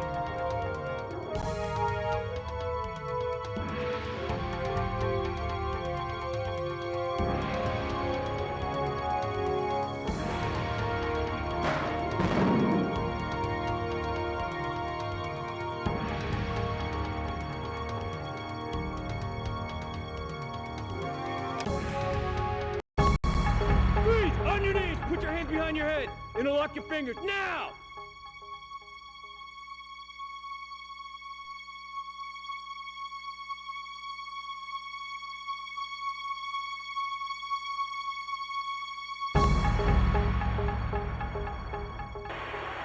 Suspects in control.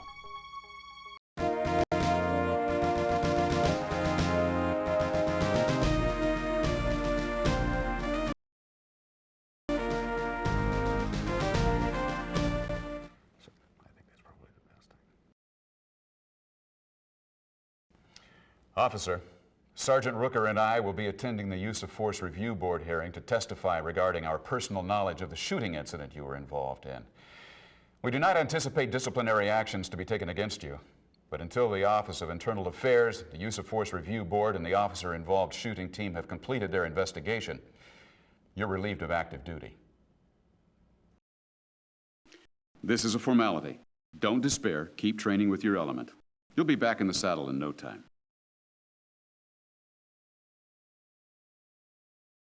Please insert CD number 1, then press Enter to continue.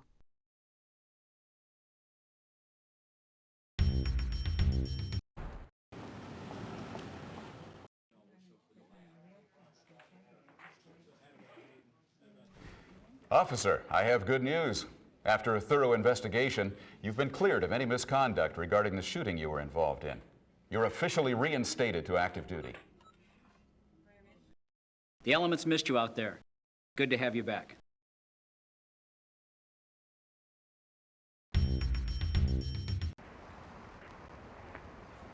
Hello, I'm JD Saunders. I bet you're the new guy from Rooker's squad. Yeah, I'm interested in learning to shoot. That's great, because I'm the odd man out. I'm the sniper without a partner. Without a partner? Yeah, all snipers are paired up. While one's on the rifle, the other one serves as an observer. You're interested in learning to sharpshoot. All right, come on. I'll show you around. Colt .45 caliber 1911 government model sidearm.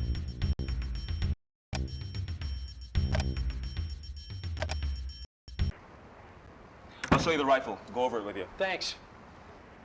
That's Sergeant Pruitt. He's in charge of sniper training. He'll tell you he's not a very good sharpshooter, but don't let that fool you. You don't ever want to be on the other side of his scope. Sergeant Pruitt, this is... Yes, I know Rooker's new man. How are you, officer? Adjusting to D platoon, are you? Yes, sir. Thank you. Very good. It would appear you have an interest in the science of sharpshooting. Why don't you let Saunders familiarize you with the SR-60? By the time you get set up, the rest of our sharpshooters should be here and we can begin our training drills. Thank you, sir.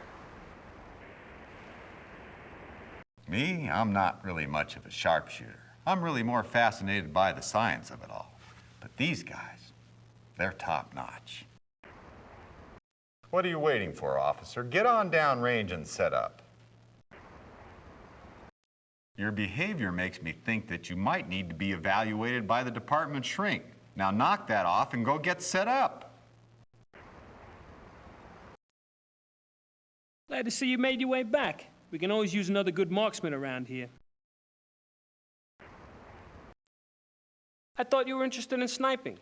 Why don't you head on down the way and get yourself set up? Saunders will show you the ropes. Would you like to set up the SR-60? I'm ready. Just lead the way. We'll set up down here.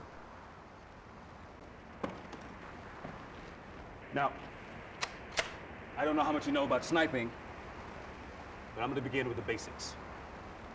This is a Robar SR-60 308 bolt-action rifle.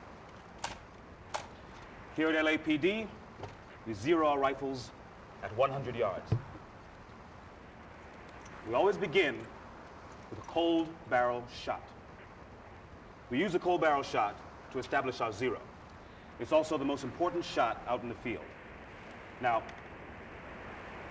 first thing you're going to want to do is establish your zero on this rifle. You do that because it's new to you, it hasn't been used in a while. To do that, you want to get out your dope book. You want to establish the date, the time of day, wind direction, direction of light, temperature, also verify your ammo lot. You'll need to consult the charts in your dope book for any elevation or windage adjustments needed in order to make your 100-yard cold barrel shot and establish your zero. Now I'm going to load a single round for your cold barrel shot. You reload when you're ready to shoot your first group of 5. Now I'll be over here functioning as your spotter. I'll answer any questions you may have. Remember, your cold barrel shot will be taken at 100 yards and you need to shoot a minute of angle. In layman's terms, you're going to want to place a shot in a 1-inch square at 100 yards. Target's already set up for you.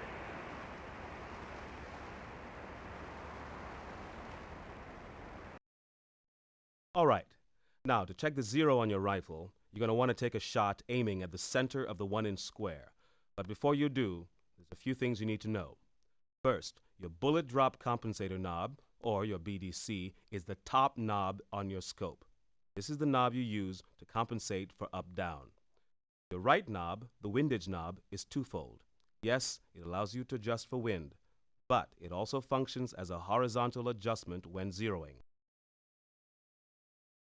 You must click your windage 7 more times to the left. You must click your BDC down 2 more times. Please reload and fire at will.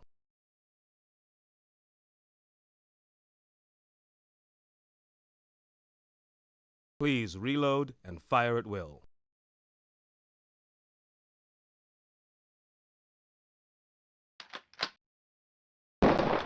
Spotter confirming bullseye. Good shooting. Very good. Now let's reload and try once again. Spotter confirming bullseye. Good shooting.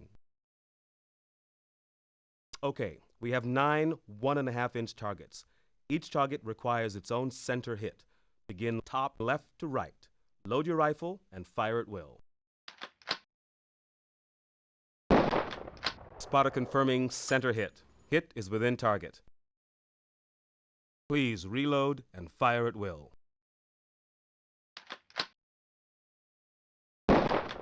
Spotter confirming center hit. Hit is within target. Please reload and fire at will.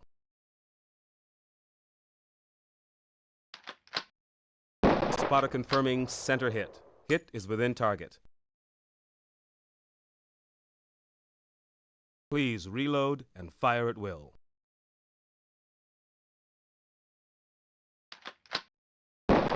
Spotter confirming center hit. Hit is within target. Please reload and fire at will. Spotter confirming miss. Please reload and fire at will. Spotter confirming center hit. Hit is within target. Please reload and fire at will.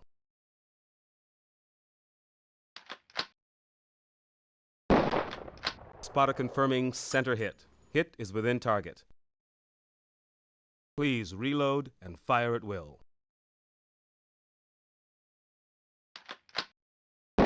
Spotter confirming center hit. Hit is within target. Please reload and fire at will.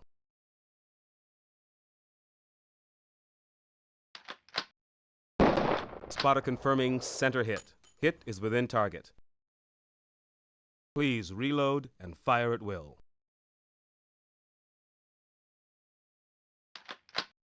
Spotter confirming center hit. Hit is within target. That was a good session. You want to go again, or are you done for the day? Hey, you two, quit goofing around. Human silhouette up. Call out area to be hit. No strike results in new call. Miss results in new call. Body mask. Spotter confirming called body strike.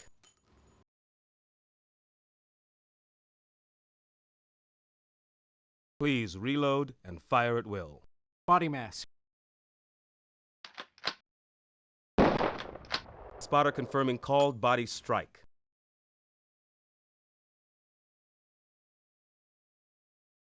Head. Human silhouette up. Please reload and fire at will.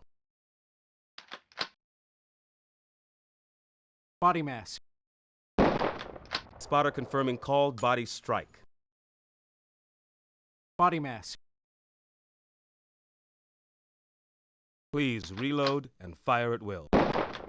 Spotter confirming called body strike.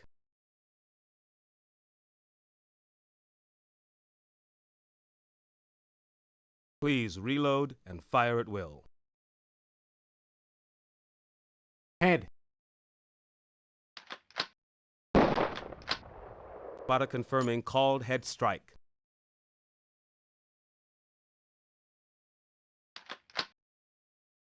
Head. Spotter confirming called head strike. Body mask. Please reload and fire at will. Spotter confirming called body strike. Body mask. Spotter confirming called body strike.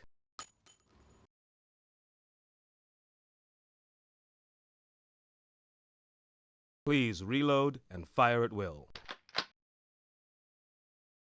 Head.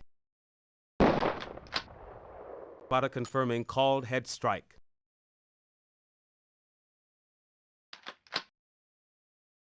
Body mask. Spotter confirming called body strike. That was a good session. You want to go again, or are you done for the day?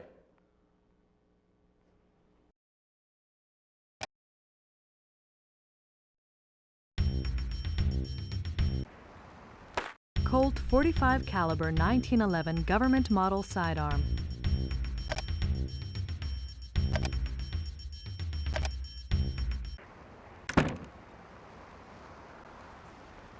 Hi, Sarge. Good afternoon, officer. We'll be shooting a variety of paper and reactive targets today. You take your place at one of the tables downrange and set up. We should be starting soon. Thank you, sir.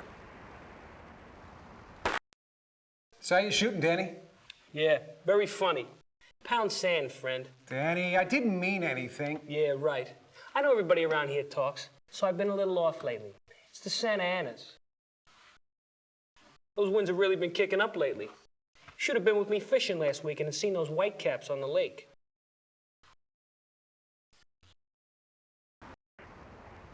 How do acute angles affect bullet trajectory?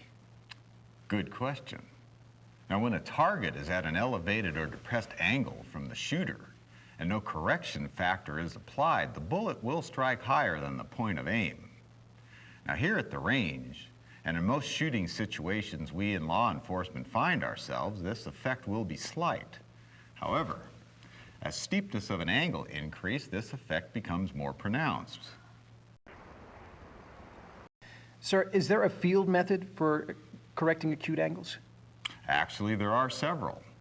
For a number of years, sharpshooters used a multiplication factor for the various angles of elevation and depression and applied this factor to the estimated range.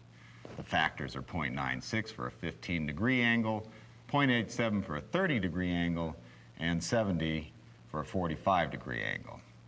As an example, if you estimated your target at 200 yards and the elevation is 30 degrees, you would multiply 200 yards by 0.87 and arrive at 174 yards.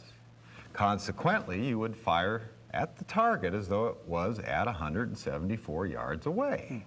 Now this in effect would have you aiming slightly lower than if you fired as though the target was 200 yards away. Say, I've done enough talking for one afternoon, haven't I? How about you moving along downrange and getting set up? We have some training to accomplish. Well, if you'll excuse me, sir. Certainly. I believe you'll find Saunders downrange, already set up. Hey, JD. Hey. Hey, I've just finished shooting. How about if I spot for you? That'd be great, thanks. We have 3 balloons, each a different color. Call out which balloon you're going to hit. Strike within 3 seconds. No strike results in new call. Miss results in new call. Red. Spotter confirming called red balloon hit.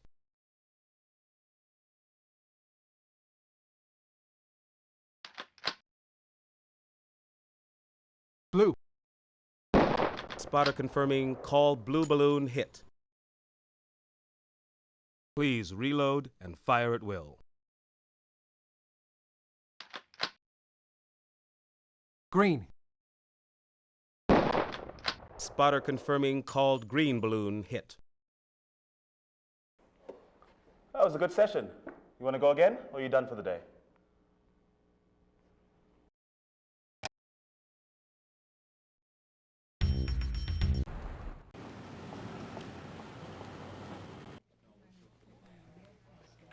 Hey, how you doing, pup? I hear you've been out on the long rifle range with Saunders and Tello. Sergeant Pruitt's got a sniper qualification soon. You want to attempt qualifying?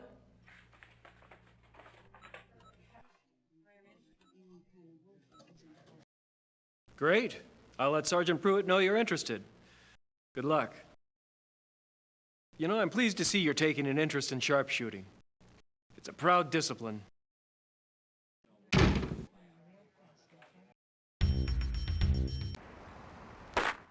Colt .45 caliber 1911 government model sidearm.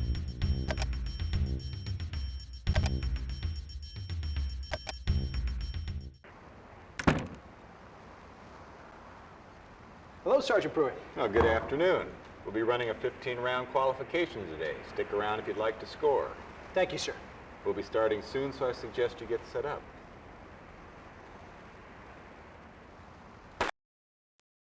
So how you shooting, Danny? Yeah, very funny. Pound sand, friend. Danny, I didn't mean anything. Yeah, right. I know everybody around here talks, so I've been a little off lately. It's the Santa Anas. Those winds have really been kicking up lately. Should have been with me fishing last week and seen those whitecaps on the lake.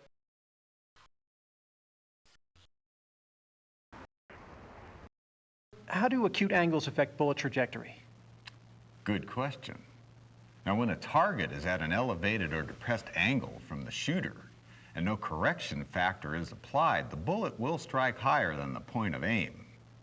Now, here at the range, and in most shooting situations we in law enforcement find ourselves, this effect will be slight. However, as steepness of an angle increase, this effect becomes more pronounced. Sir, when qualifying, what exactly am I attempting to score? You're attempting to shoot a minute of angle. In other words, officer, you're attempting to shoot groups within a 1-inch square. You said this would be a 15-round qualification. How are the groups broken up? First, you shoot your cold barrel shot. Then at 100 yards, you'll shoot a group of 5 in a 1-inch square. Next, you'll attempt 9 bullseyes in 9 separate 1-inch squares. There is no time limit per shot. However, if you haven't finished your 15 rounds by nightfall, you can assume you neither finished nor passed today's qualifications. Sergeant, if I don't pass today's qualification, can I attempt qualification at a later date? Yes, of course, there's always a second chance. Even if it means it's really your 5th or 6th or 100th try. Around here, effort and perseverance count. Now don't worry, just shoot your best. Now go get set up, we'll be starting soon. If you're attempting to buy time by talking to me, you're not. Qualification's going to start whether you're ready or not. I suggest you either prepare or bow out gracefully. Well, if you'll excuse me, sir. Certainly. I believe you'll find Saunders downrange, already set up. Hello, Diddy. Hey, hello. Today is qual day.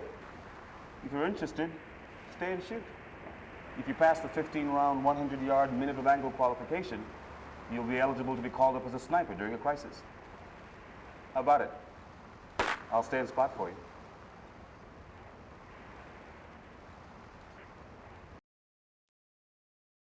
Why don't you attempt qualification?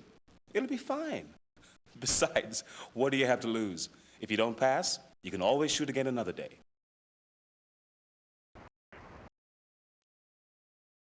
Look, it's 1 cold barrel shot, a 5-round group, 9 bullseyes, all from 100 yards, all on 1-inch targets. Basically, you're attempting to qualify a minute of angle at 100 yards. You can do it.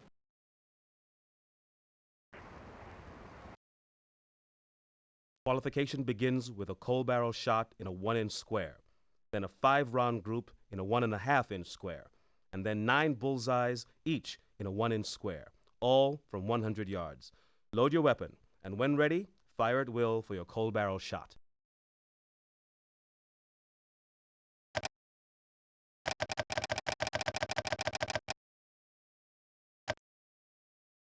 Cold barrel shot. Fire at will.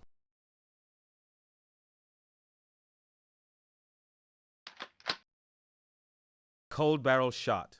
Fire at will. Spotter confirms cold barrel hit, dead on. Qualification continues.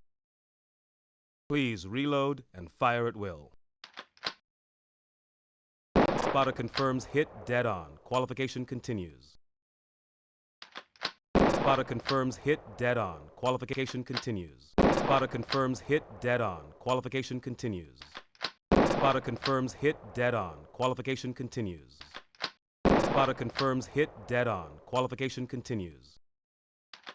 Spotter confirms hit, dead on. Qualification continues. Please reload and fire at will for the 9 1-inch targets. 1-inch target at 100 yards. 1 of 9. Fire at will.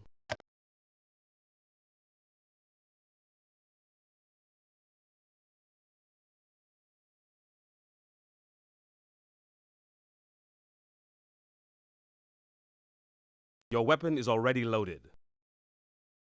Spotter confirms hit, dead on. Qualification continues. Reload if necessary, and fire at will. Spotter confirms hit, dead on. Qualification continues. Reload if necessary, and fire at will.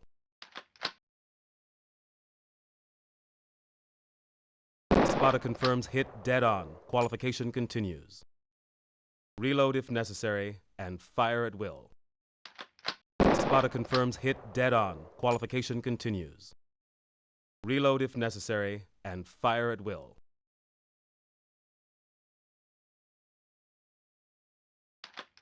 Spotter confirms hit, dead on. Qualification continues.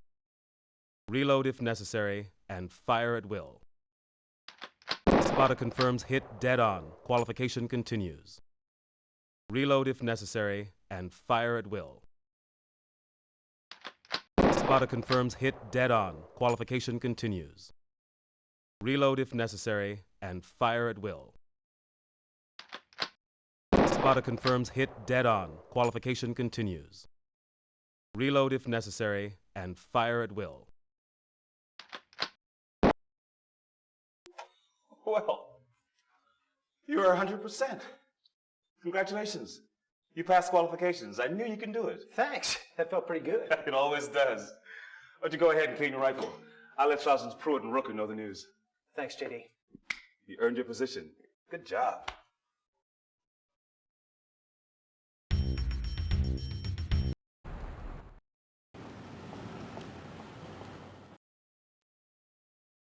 Well, if it isn't our newest sniper. Congratulations, officer. I heard you passed qualifications for sharpshooting. I'm glad to see you're taking an interest in cross-training. Keep up the good work.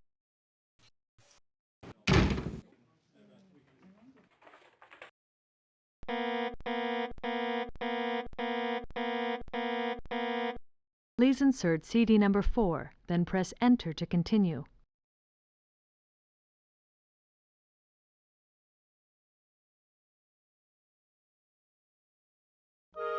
Terrorists hostage involved. Shots fired. 18635 San Pedro, corner of San Pedro and Imperial, Southeast area, code 3. Saunders, pup. Lieutenant, Sergeant Rooker, what's the situation? A group calling itself the Northern 40 Militia has seized the main building on this complex and is holding the owner, Ron Eastman, hostage.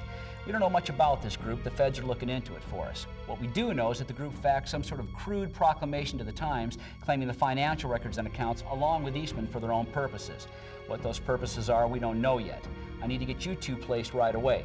I want to know what's going on in that building, how many are in there, if you can see Eastman, any and all information. Hey, Sarge, what about Eastman? Do we know what he looks like? What's he wearing? What about suspects? Any sightings, descriptions? Eastman, male, white, mid-50s, gray hair, 5'10", 200 pounds.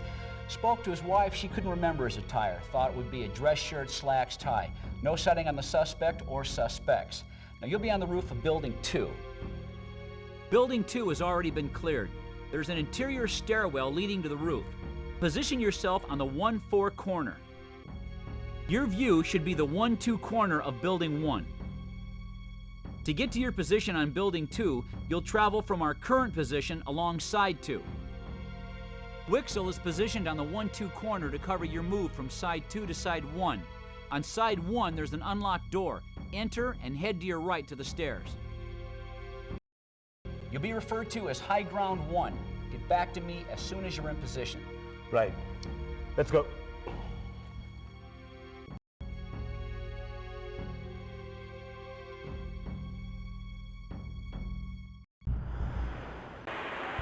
High Ground 1 to 20 David. You're in position. Copy, High Ground 1. Pup, wind at 3 o'clock, 8 miles per hour.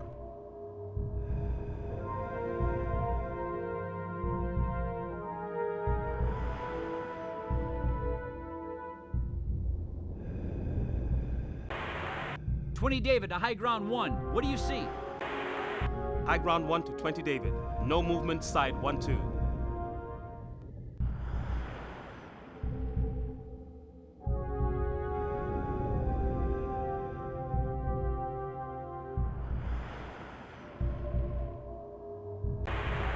High Ground 1 reporting. Hostage visible. Side 1, level 1. Opening 1.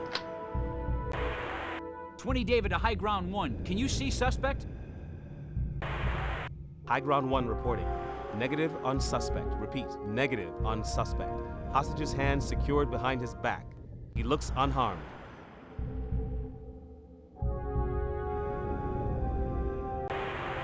High Ground 1 reporting. Hostage visible. Side 2, level 1, opening 7. 20 David to High Ground 1. Can you see suspect? High Ground 1 reporting. Negative on suspect. Hostage's hands are still secured behind his back.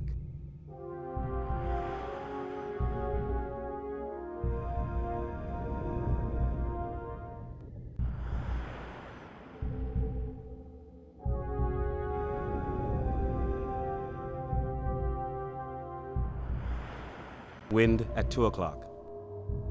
8 miles per hour.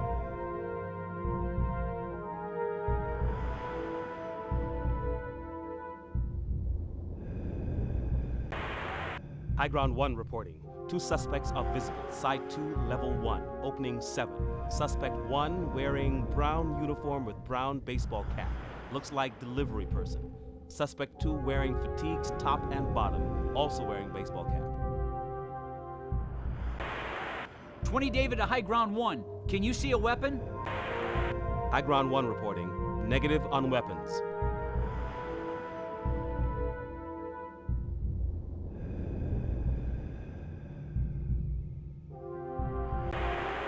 High Ground 1 reporting. 2 suspects visible. 1 2-corner. Both appear unarmed. Repeat, no weapons visible. You do not have a green light. Repeat, you have no authority to fire.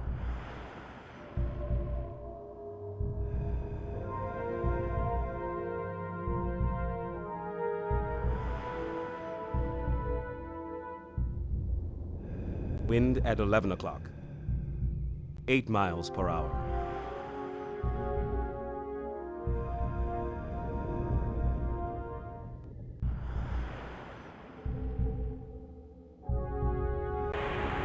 High Ground 1 reporting. Suspect 1 visible. Side 1, level 1, opening 1. Appears to be rummaging through drawers. 20 David to High Ground 1. Is the hostage visible? High Ground 1 reporting. Negative on hostage. Suspect has cleared opening 1.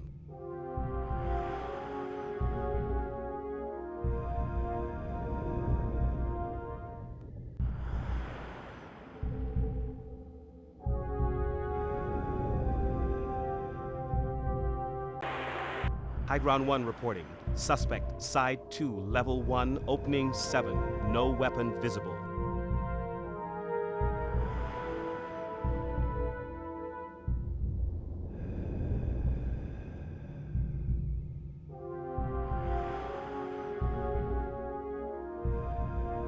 Wind at 3 o'clock.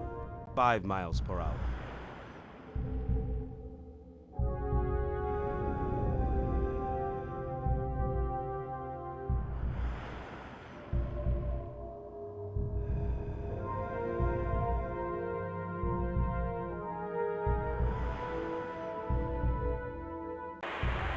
High Ground 1, immediate threat. Weapon visible. High Ground 1, you have the authority to take the shot. Repeat, green. Target hit. Threat neutralized. Entry Team A, prepare for stealth entry.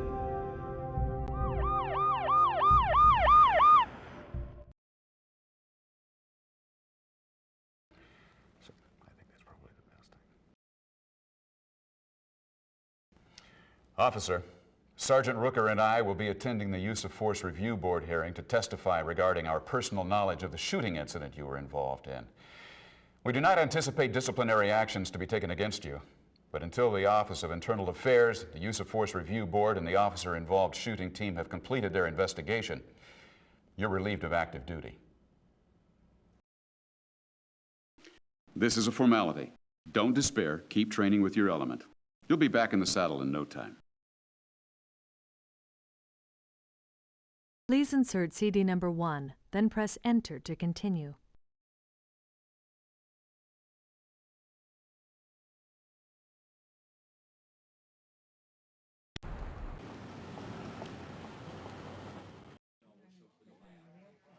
I was on my way out to the range. Thought I'd stop by, see if you want to talk. You know, about the incident the other day. What we do as sharpshooters, what you did the other day, was to protect innocent citizens from harm, from possible death. You neutralized a dangerous, violent criminal. You saved innocent lives, lives of the citizenry of Los Angeles and of the department. We've been given the responsibility and authorization to implement the department's use of force policy when the situation necessitates it. It's a grave responsibility, but it's a policy approved by the city of Los Angeles, and when implemented lawfully, serves to protect. Well, that's all I wanted to say. I'm off to the range. You never know. It might be me taking that shot next time.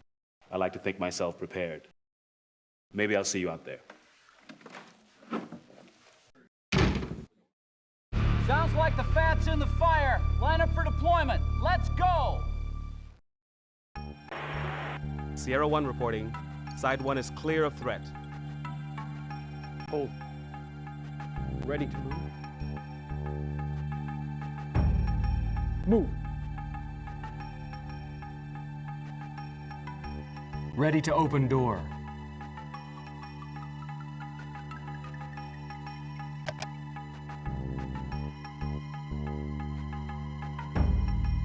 Ready to enter door.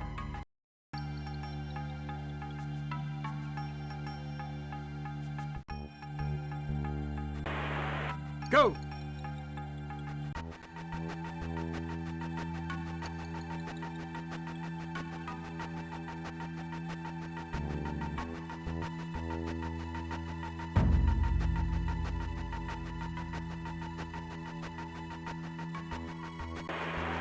Trailer! Kitchen door!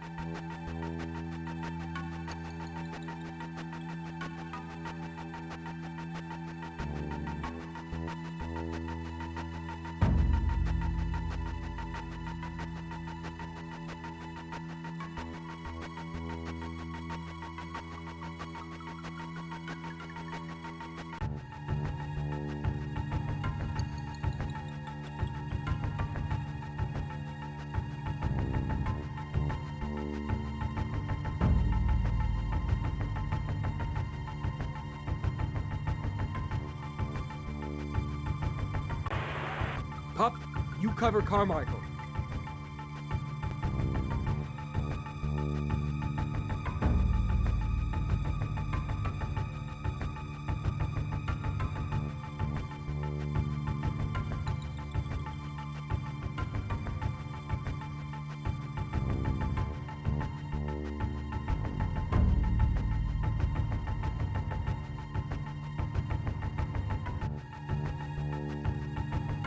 Carmichael, pull back. Pup, move in. I'm covering you.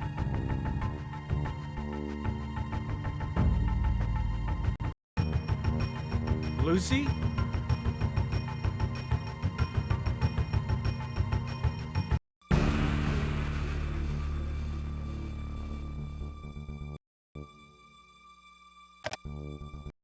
Lucy, we're the police. Keep your hands where we can see them. We're here to help you. We want you to come out. No one's going to hurt you. Packmeyer to 10 David. Suspect in control.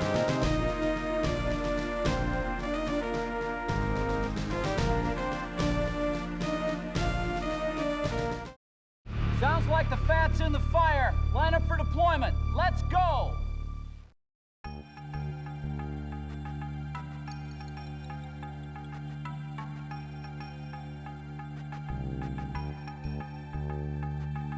MP5s, full auto.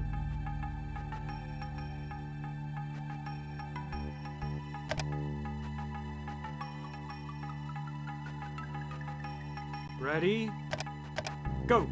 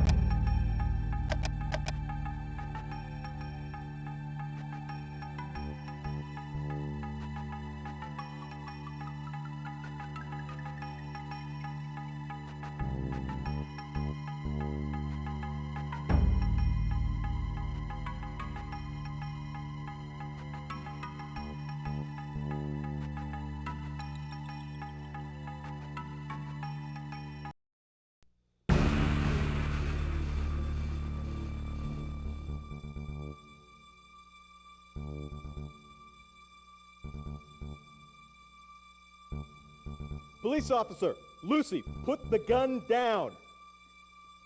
Put it down now.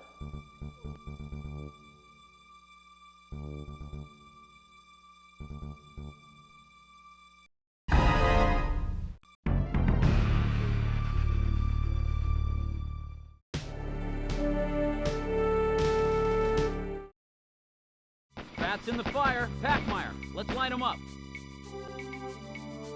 We enter and move with stealth. Carmichael, scout. Denton, shotgun.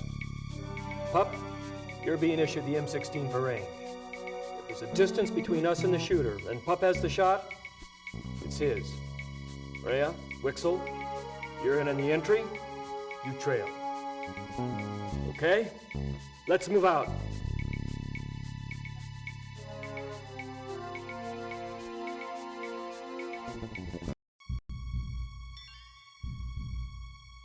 Entry team in position. High ground 1. Side 1 clear of threat.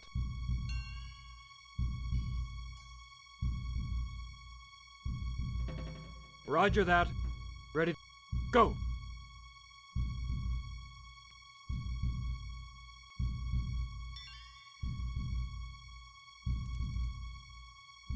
Hold. Try the door.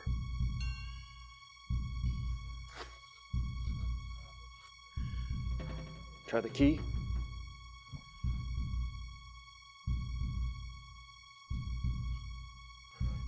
Mirror up.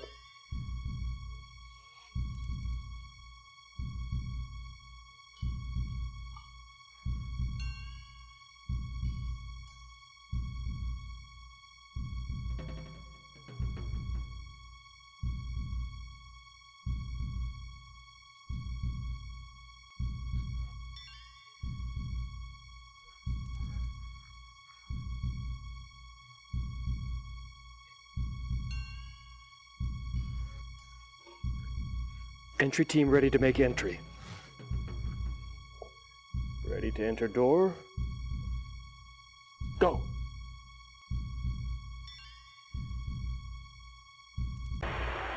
Entry team in.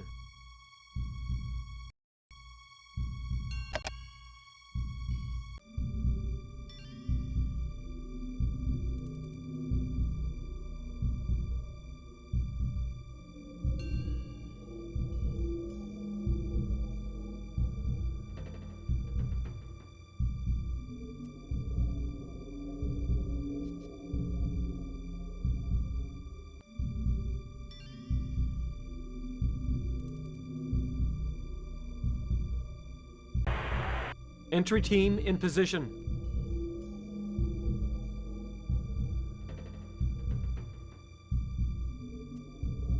Pup, where's my coverage? Move it! Carmichael. Listen up! Can you hear me out there? I got me a ticket out of here. Listen up! Help! Shut up! Shut up! I'm talking! You hear me out there? Are you out there? Listen! I know you're out there! I'm gonna kill this guy! Carmichael, can you see anything? I can't see anything. Prepare for dynamic entry. Carmichael, move up to the door and hold. Pup, cover the door. You ready to move? Move.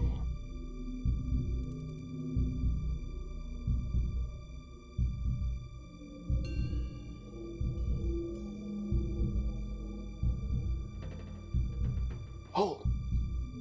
Denton, flashbang. Carmichael, go left. Denton, go right. Rhea, go right after Denton. Pup, go right after Rhea. Wixel, go left. Stand by. Ready? Initiate.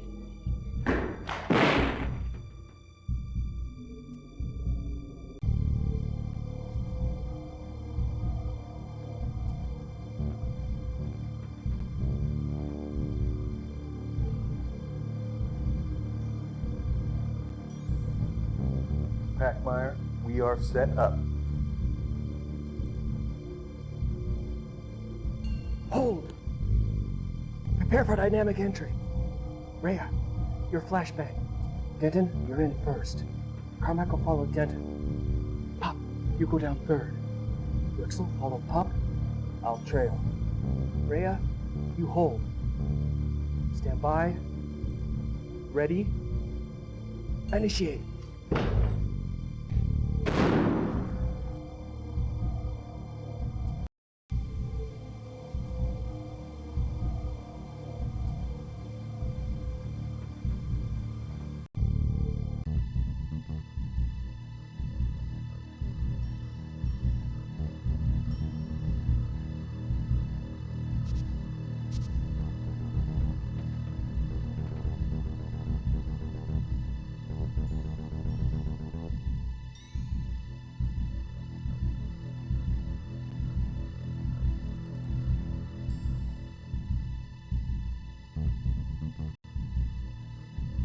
Hold! Carmichael, can you see anything? Nothing. Carmichael, cover down range. Denton, Wixel, you clear that pit.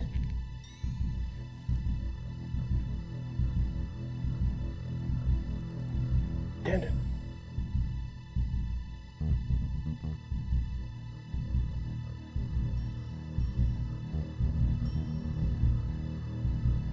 We all move together. Pup, Wixel, you take the left. Carmichael, Denton, you take the right. I'll go up the middle. Ready to move? Go.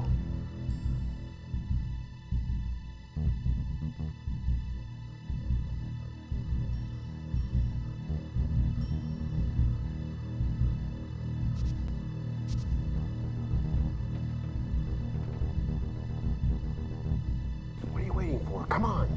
Pop. I can see an open doorway. Can you see anything on the other side? I can see some lights strung on a wire mesh storage area. Keep moving.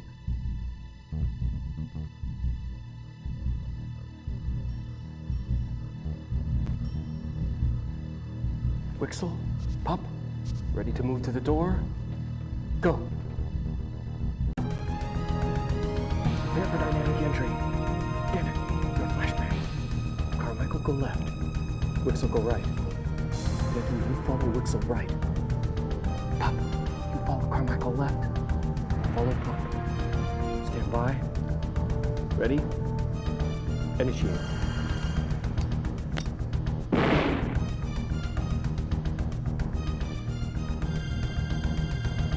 You, freeze!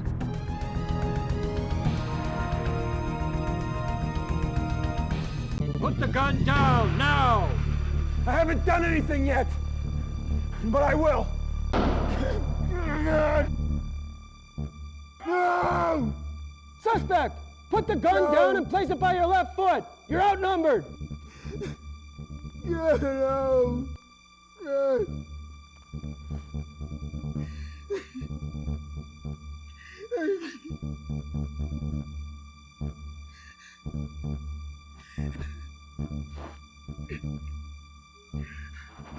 We can make this work!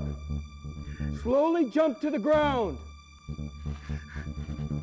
Okay. I'm coming down.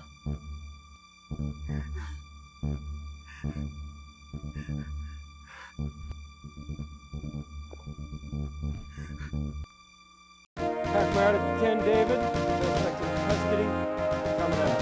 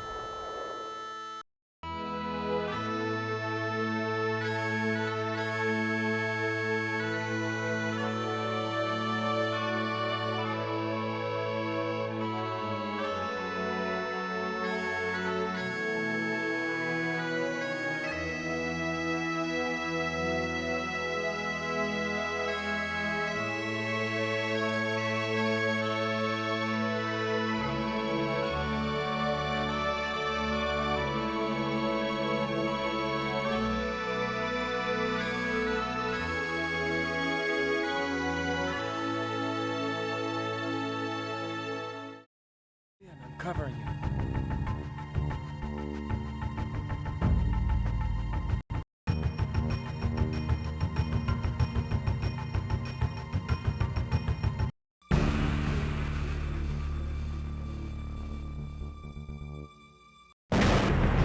Ceasefire! Packmeyer to 10 David. Shots fired. Suspect down. Officer coming out. EMT needed now.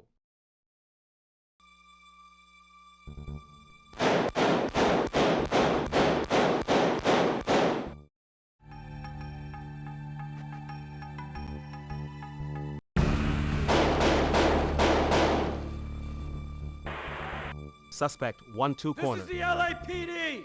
Put the gun by your right foot! Suspect! Put your hands over your head now!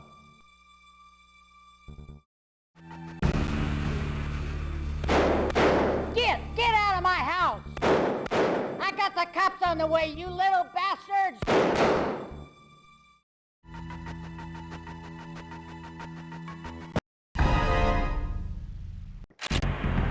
Ceasefire! Ceasefire!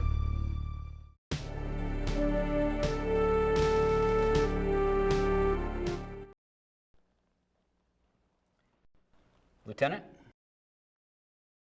The events of today were tragic. Some of your fellow officers were seriously wounded. I ask all of you to consider talking with department counselors to resolve any emotional aftermath you may be suffering due to this experience. Arrangements are being made through the department for financial assistance for the families of the wounded officers.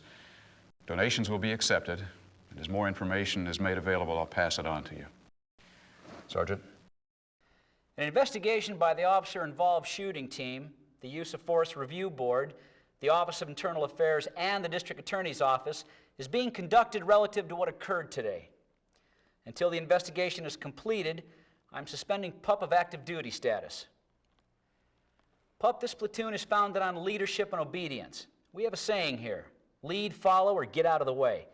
Today you did none of that. Instead, you acted alone and without regard to your element, your duty, or your responsibility. Until this investigation is completed, I think it's best that you continue to train and study, but not participate in any call-ups. That's all. Dismissed. You dirty little bastard! This is my house!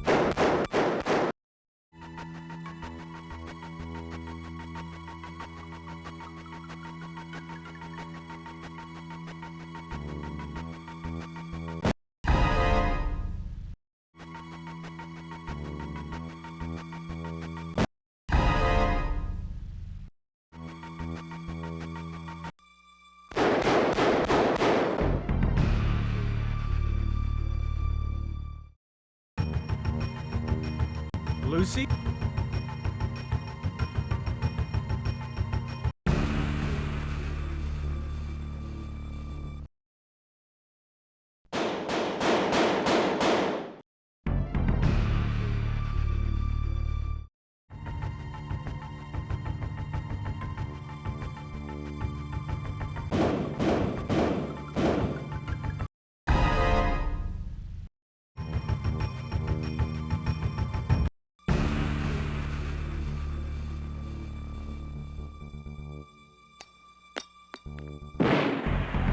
Compromise!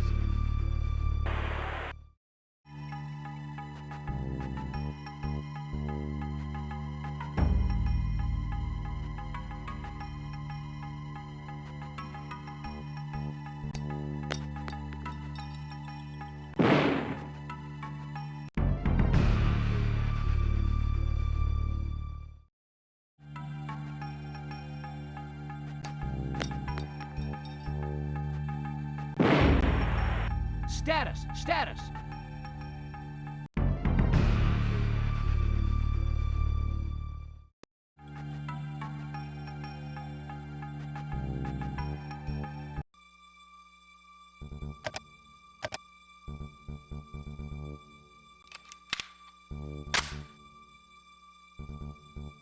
Lucy, this is the police.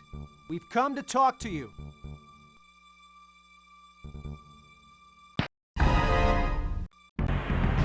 Cease fire! Cease fire! One down. Unknown hostage shooter. Pop, you're the designated shooter. I didn't do that. I didn't do that. Suspect, put the gun down now. Do it. No, I didn't do that. Suspect, listen to me.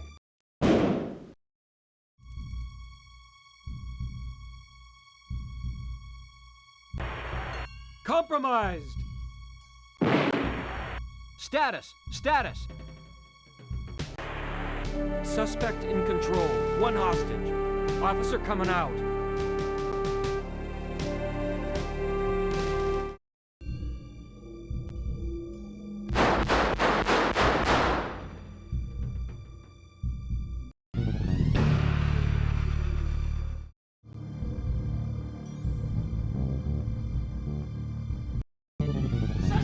You on the stairs! Let me see your hands! Okay, this is it.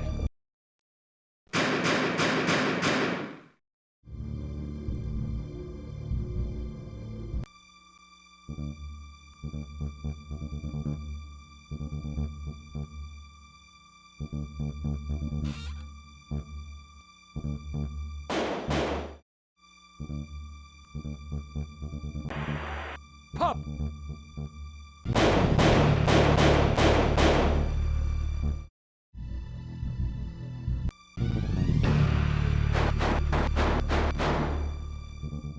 Denton, move to your left and go down the second aisle. Go.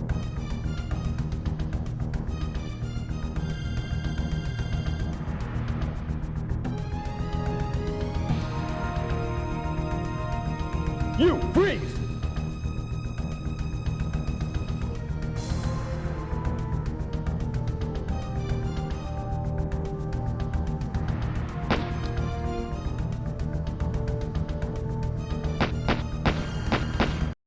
Now!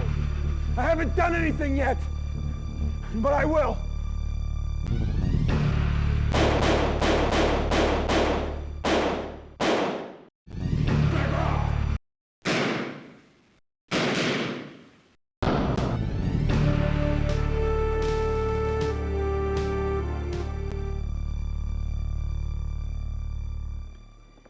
I asked you to stay behind because I wanted to talk to you about what happened out in the field today. I figured that, sir. Well, you figured right.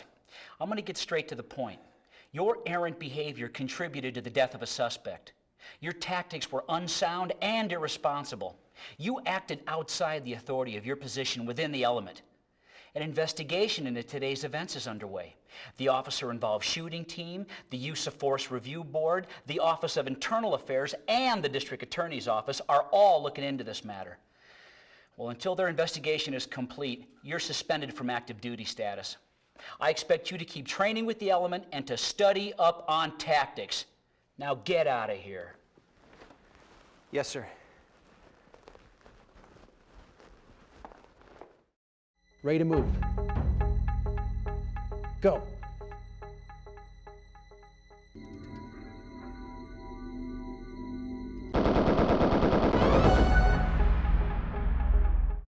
Gas team 1 in position, side 2. Listen up, entry team. This is Rooker. We're going to run a diversion on side 2, level 1. This is to mask your entrance. On side 2, level 1, opening 3, we're breaking the glass and banging the room. Prepare for entry.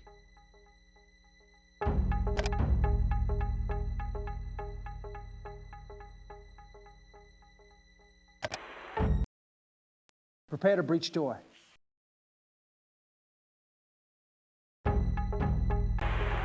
Go!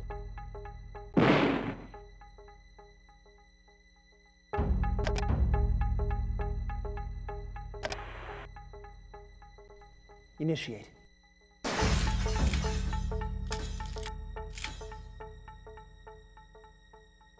Go.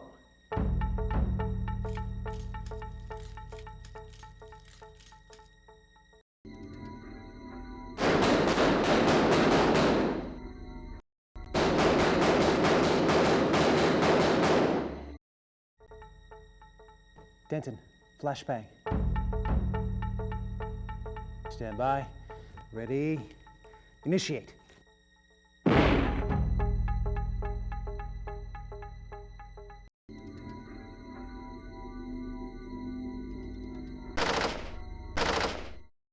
Denton, Carmichael, and Wixel, go right.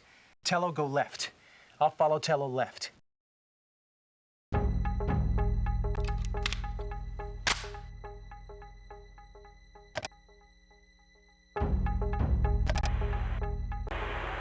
Move.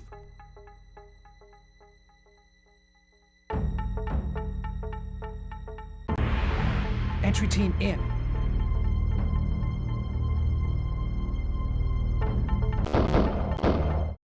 Denton, Carmichael, and Wixel go right. Tello, go left. I'll follow Tello left.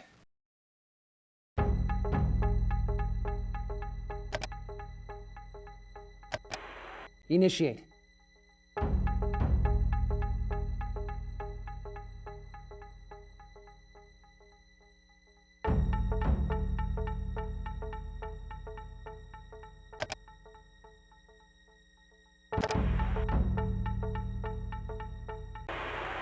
Denton, flashbang.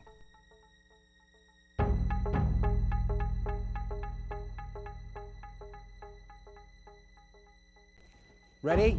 Initiate.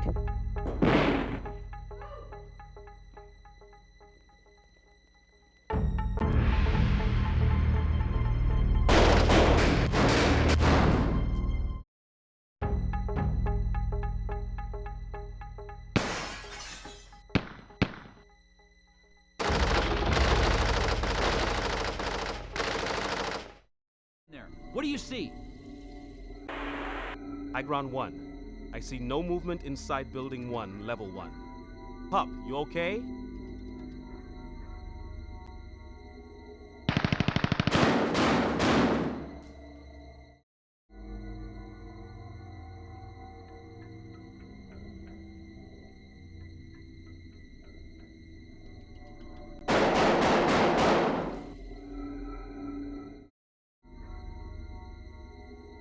Ron Eastman.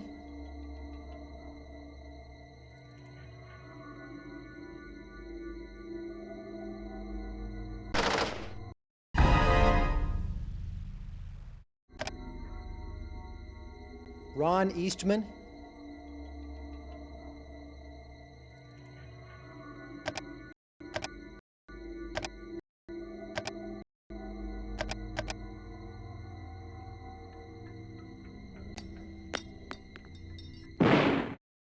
Stay with hostage. EMT on the way.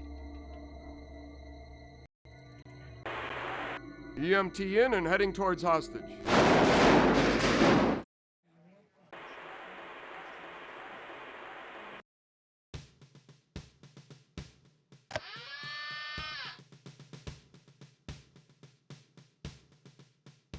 There's a variety of skills that we're looking for. One is basic verbal skills, the ability to communicate, to think quickly on your feet and to respond, to be an active listener. I mean, it's one thing to be able to verbalize, but it's sometimes more important to be able to hear what someone's telling you. They may be telling you something, but you're so focused on trying to get out some verbiage that you're not listening to them. So the listening skills are a real critical part of the process. The other part is just having sound judgment. I know that may sound trite, but someone who has sound judgment, just good common sense, and someone that really has a healthy attitude toward themselves and others and can understand. I mean, because the scenarios vary so much. You'll have a situation where you'll have someone who has a history of some mental health problems, and when you listen to that type of dialogue, it's obvious that they're not with the rest of us. And at times it would be easy to mock or make fun of, and which is absolutely inappropriate. Someone who, where there's a chemical influence, be it illegal or legal or whatever, the plot thickens, to what I would call a desperado who's done some pretty heinous crimes, and what you're trying to tell this individual is that, yes, there are people that care about you and you have compassion for them, and yes, I would like to be your friend. And it really takes an exceptional kind of person that can do that, be convincing, be sincere, but can make the distinction between what their role is and not get emotionally attached. The suitcase is essentially a switching station. It could be a standalone phone station, or you have the ability to to tap into an existing phone line. So what's delivered is what commonly referred to as a throw phone, because you literally, it's packaged in a manner that you can literally throw it at them.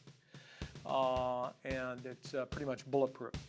So that's one way that a phone can be introduced. And then the other way is that if they have a phone there, is that we use that system as kind of our switchboard, and it allows us to continue with the dialogue. First of all, that's not a good sign. When they cut off all communication with the outside, that's not a real good sign. I mean, if you broach that subject to your mental health expert, they would say that's not a good sign. There's other options that we can introduce to try to encourage them to talk to us. One is that you can bullhorn and say, hey, we're out here, we want to talk to you, so-and-so's here, we're here, we want to help you. That's one way, and there's some other ways that you can kind of try to encourage them to get on the phone with us. If you have a situation where they refuse, then really the negotiation process, it's in place, but it hasn't been established, and then you have to look to other means to doing some type of intervention.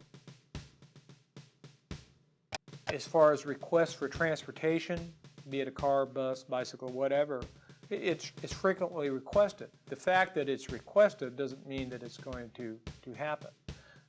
There's requests, for food, money, transportation, to speak to someone else. Those are all negotiable items. I mean, we read about it every day that the suspect wanted this, and that, and in reality, he may have been allowed to speak to a girlfriend when he was taken into custody.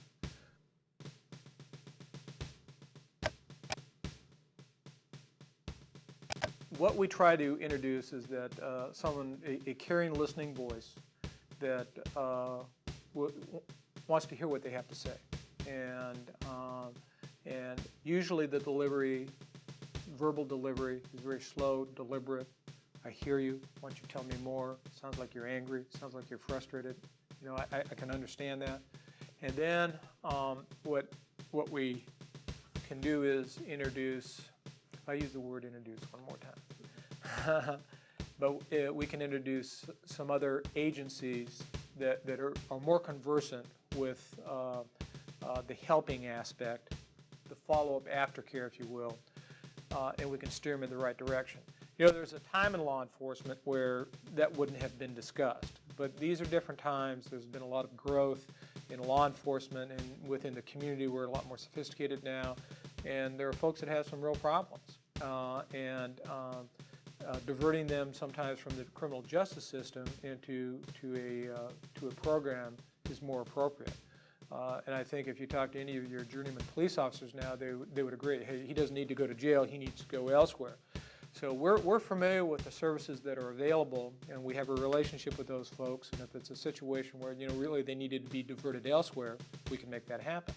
But I say that in the same sentence I'll say is that we definitely know the difference between a bad guy or a desperado, and it may appear that we're kind of being wishy-washy or kind of too comfortable in our dialogue with him, but we know where they will go. They will either go to jail, or if they become threatening and are antagonizing the situation, or becoming a threat to you, whomever, is that we're absolutely not afraid to introduce the use of force, a more significant use of force. And that's what separates us with law enforcement in general, because one, we have the time, we have the wherewithal as far as equipment, assets, training, and we can make that happen.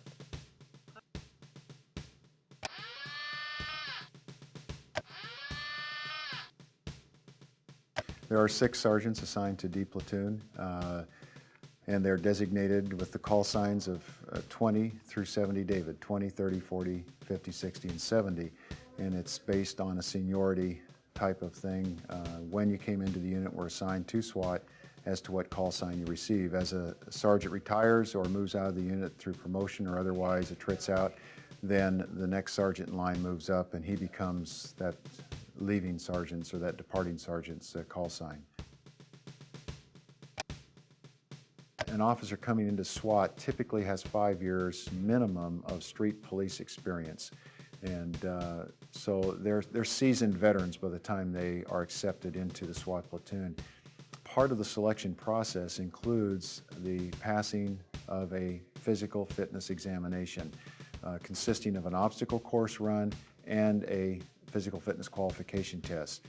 Both very strenuous tests, and they must successfully pass those before even being considered for a further testing process to determine their suitability to enter the SWAT platoon. So any officer who applies for this unit, almost without exception, in fact, I've never seen a case where they haven't been in good physical shape by the time they're selected here. They know they want to come to SWAT, and they prepare to do that through an intense workout program and getting into shape.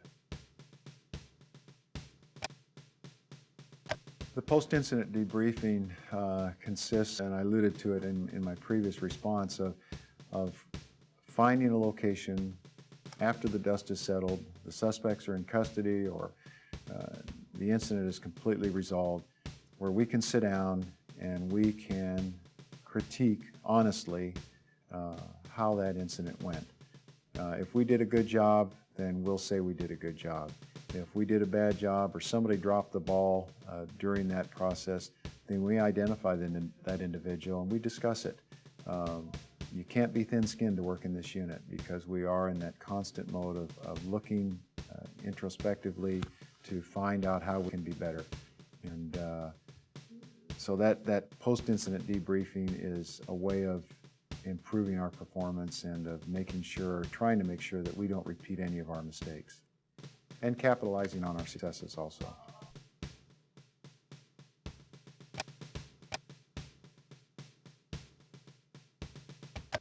Over the last few years, as the environment has become increasingly hostile within the city, the fire department has taken a posture that they will not enter a hostile fire zone where there is hostile activity that might endanger the lives of the paramedics.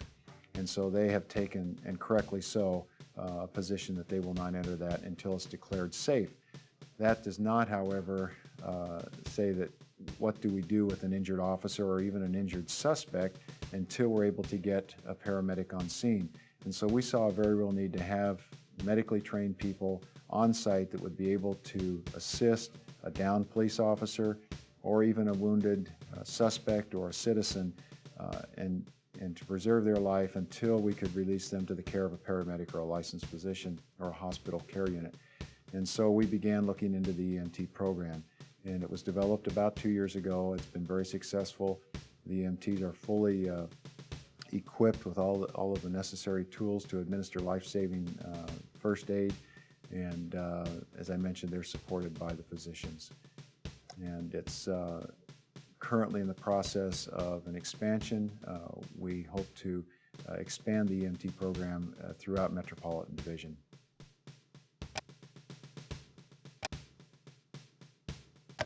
Rarely. Once in a long while, if the other two field platoons find themselves depleted of personnel, we may become involved in some sort of an undercover operation, but it's on a fairly limited basis and it doesn't happen very frequently. I think that maybe the most prevalent thought that is out there in society is that SWAT is comprised of a bunch of beady-eyed killers. Guys that come to work each day hoping to be able to squeeze the trigger and kill somebody. Nothing could be further from the truth. We have a high reverence for life. We pride ourselves on being able to resolve a very dangerous situation peacefully without harm to either the officers involved, citizens, or even the suspect. We take great pride on being able to move stealthily, covertly, undetected, and being able to end a dangerous situation without having to resort to deadly force.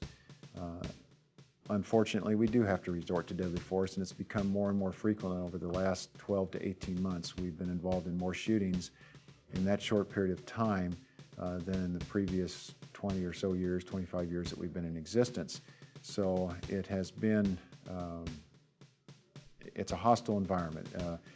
Dealing with bad guys is a dangerous business, and sometimes we're left with no other choice than to meet the force that they meet us with like force, and frequently that's deadly force. But I would dispel that rumor that nothing could be further than the truth, that we are not that killer type that so often I think is portrayed in the media or whatever source it may come from.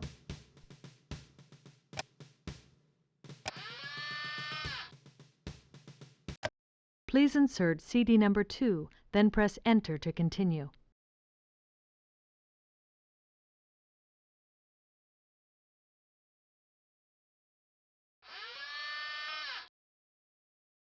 I'll be real truthful with you. In the past, it used to be the new guys were put into the sniper team, and what happened was, yeah, they're anxious at first, but later on, they want to move on to what we used to have well-defined positions, where you were a rear guard, you were an observer, which would be really a sniper. He works with the sniper. He has his own sniper weapon. He has his own assault rifle, but then you have the scout, which is probably a very coveted position because he assists the element leader in scouting out any mission that we may have, whether it be a high-risk warrant or a barricaded suspect or a hostage rescue mission. So now we have tried to emphasize that we want the best to be snipers, meaning they should be the most physically fit. They should be people that desire that position, not necessarily just the new guys. So we have a mix of new people and veteran officers.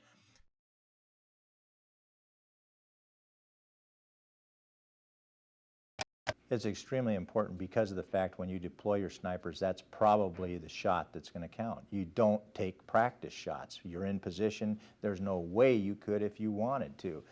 There are other weapon systems, such as non-lethal weapons, that we can take because we're not able to train with them because of expense, and just we don't have, you know, a lot of these weapons that we use in a non-lethal environment, in a non-lethal situation, such as the R1, which is basically a rubber bullet, 37 millimeter. Then you have your beanbag rounds that are fired out of the shotguns. Well, we can train with those every once in a while, but we just don't have the money to do it. So maybe we'll take that off somewhere away from the scene if we're planning on deploying it, and we can take a couple of shots with it. Well, you can't do that with a sniper because he's going to be deployed in a position where he's also feeding intelligence to our tactical team on what he's seeing. He and his observer are watching because they are deployed as a team. And so he doesn't have that opportunity. So the shot that he takes is going to be a cold barrel shot. So when we train, we take a cold barrel shot. Now we want to know, where does that strike? And there is a difference of where the cold barrel shot strikes as opposed to the next few rounds that you fire on another target for grouping or for a pattern. And that's simply because of the heat of the barrel and the fouling in the barrel. If the weapon is clean, you know, it's going to affect the movement and the trajectory and the spin or revolution of the round. You know, there's rifling in the barrel. If there weren't rifling, the round would not be as accurate. Everything is so important. If the ammunition is sitting in the sun, or it is an extremely hot day or an extremely cold day, it's going to affect the rise or the drop of the round as it moves downrange. As I explained to you the other day, the trajectory of the bullet is not flat, it is arced. And so at any point along the range, you're going to have a little bit of rise as it goes out, and then there's going to be a point in time as it goes out, say 1,000 meters, where it's going to drop. Say at 300 or 400 meters, it's going to maybe start to drop. And it depends on the weapon and the velocity and what load that the bullet has been,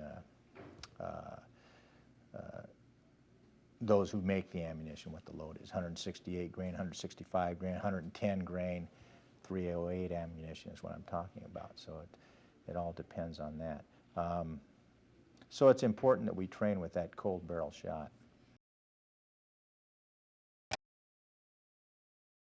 They provide cover. That's the most important thing, because the security and safety of our officers is paramount. But they also provide that intelligence, which also enhances the safety of our officers, and, you know, obviously contributes substantially to the success of the mission.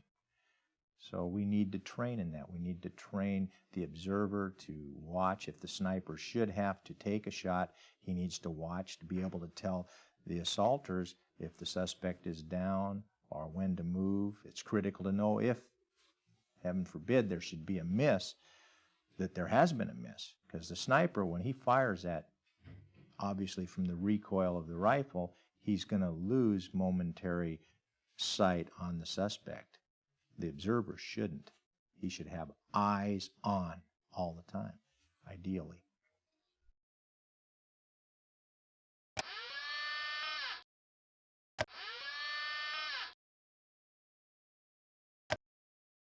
Well, an assaulter basically is a part of the team that goes inside after the suspect. That's probably the simplest way to put it. Then you have what we call our long rifle positions that would take, you know, a shot from a greater distance. Assaulters would be going inside, you know, making almost physical contact with suspects, whereas the other part of the team would be doing it from a distance. And on that assaulting team, you have different positions. You know, you have the scout, and you have a rear guard, and you have your team leader, and you have different weapons. And so those people train to where if something happened, they could switch at any time and handle any one of those positions. So that's basically what the cross training is. You cross train with the weapons and the positions. So each person knows the next person's weapon and his position.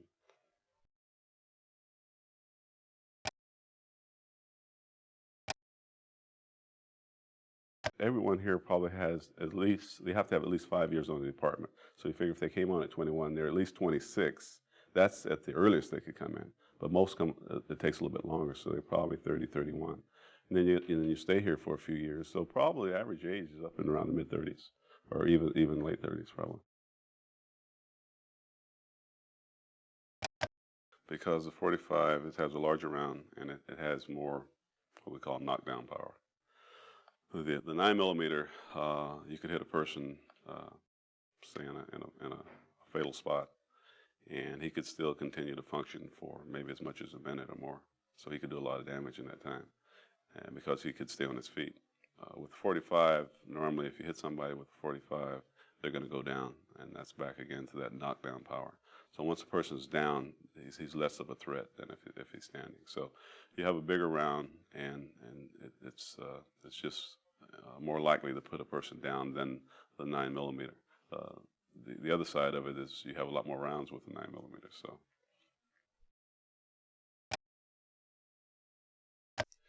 you'd have to really appreciate it. You'd have to be on the inside as a suspect and see it coming in and feel the effects of it.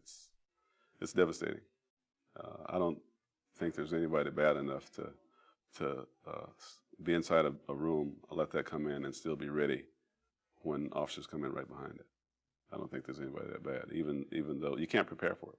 Because even in training, if you know it's coming, you still cover your face and turn away. Because it's an explosion with it. The bang it's a small concussion. So if a person can do that, they're really bad.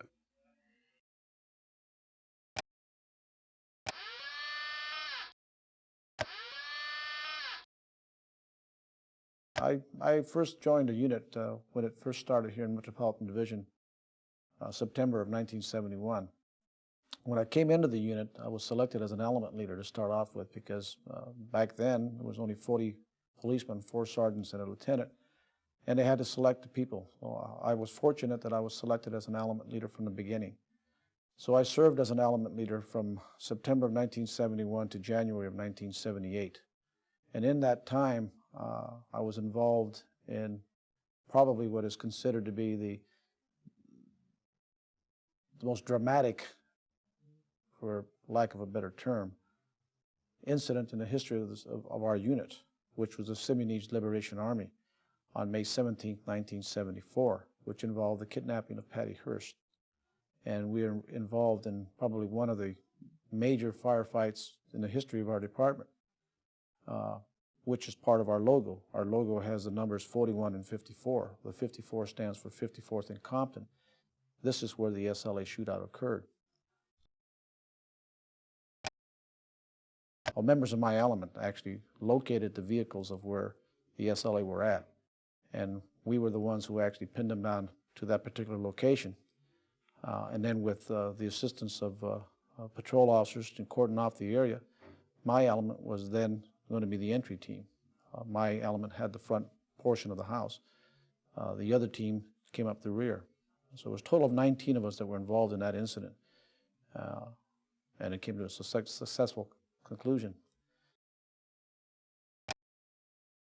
The other incident that's of major importance that I was involved in also was prior to me coming into the unit. It was in 1969, and that was the Black Panther raid, as it's called, December 9th, 1969, which was at 41st and Central. That location involved a militant group that had 17 members that we were involved in a major firefight. Well, I was the affiant, myself and my partner at the time and another officer were the affiants on a search warrant at that location, and we were involved as far as feeding information into to the investigators regarding that incident. Consequently, a search warrant was written up for that location. Actually, 3 locations, that one there and 2 others in the city of LA. All 3 were served at 3 o'clock in the morning on the 9th of December 1969. And once again, there was a major firefight that involved with the Black Panther Party. 17 members were eventually arrested. Of the 17 members, the only one that was filed on was the one that my partner and I arrested, which was the individual that had assaulted a lieutenant from our division at the time. I was assigned to Newton Patrol Division. And that's the only one that was convicted. The others were not because of good defense attorneys, I would say. No, we don't have any rambles. There are, you know, the general public looks at the TV programs, SWAT programs, the movies, the rambles, as you say, the Sylvester Stallone, the Arnold Schwarzenegger, and all of these types of movies. They see these guys and they do all of these tremendous feats that somebody else is doing for them, actually, some stuntman. We don't do that. That's heroics. That's false heroics, you might say. Our guys are true heroes. They do the job when the job's got to be done. They face the bullets, not the stuntman. That's the difference. Okay, that's the difference between us and the real world and the movie world. The public doesn't know that. They look at us as beady-eyed killers because of the movies. We don't take that many lives. We save lives. We like to be considered as a life-saving organization, not as a bunch of guys that are out there to kill somebody. That's not what we do. In 29 years that the unit has been involved, that's been in existence, I think it's 29 years, from 1971 to 1994, you have to figure that out. But in that time frame, I think we're at about, and I'm guessing now because I don't have the figures in front of me, 30 fatalities, 6 of which was the SLA. So that means 24 in 29 years, that's less than 1 a year. That's a pretty good record.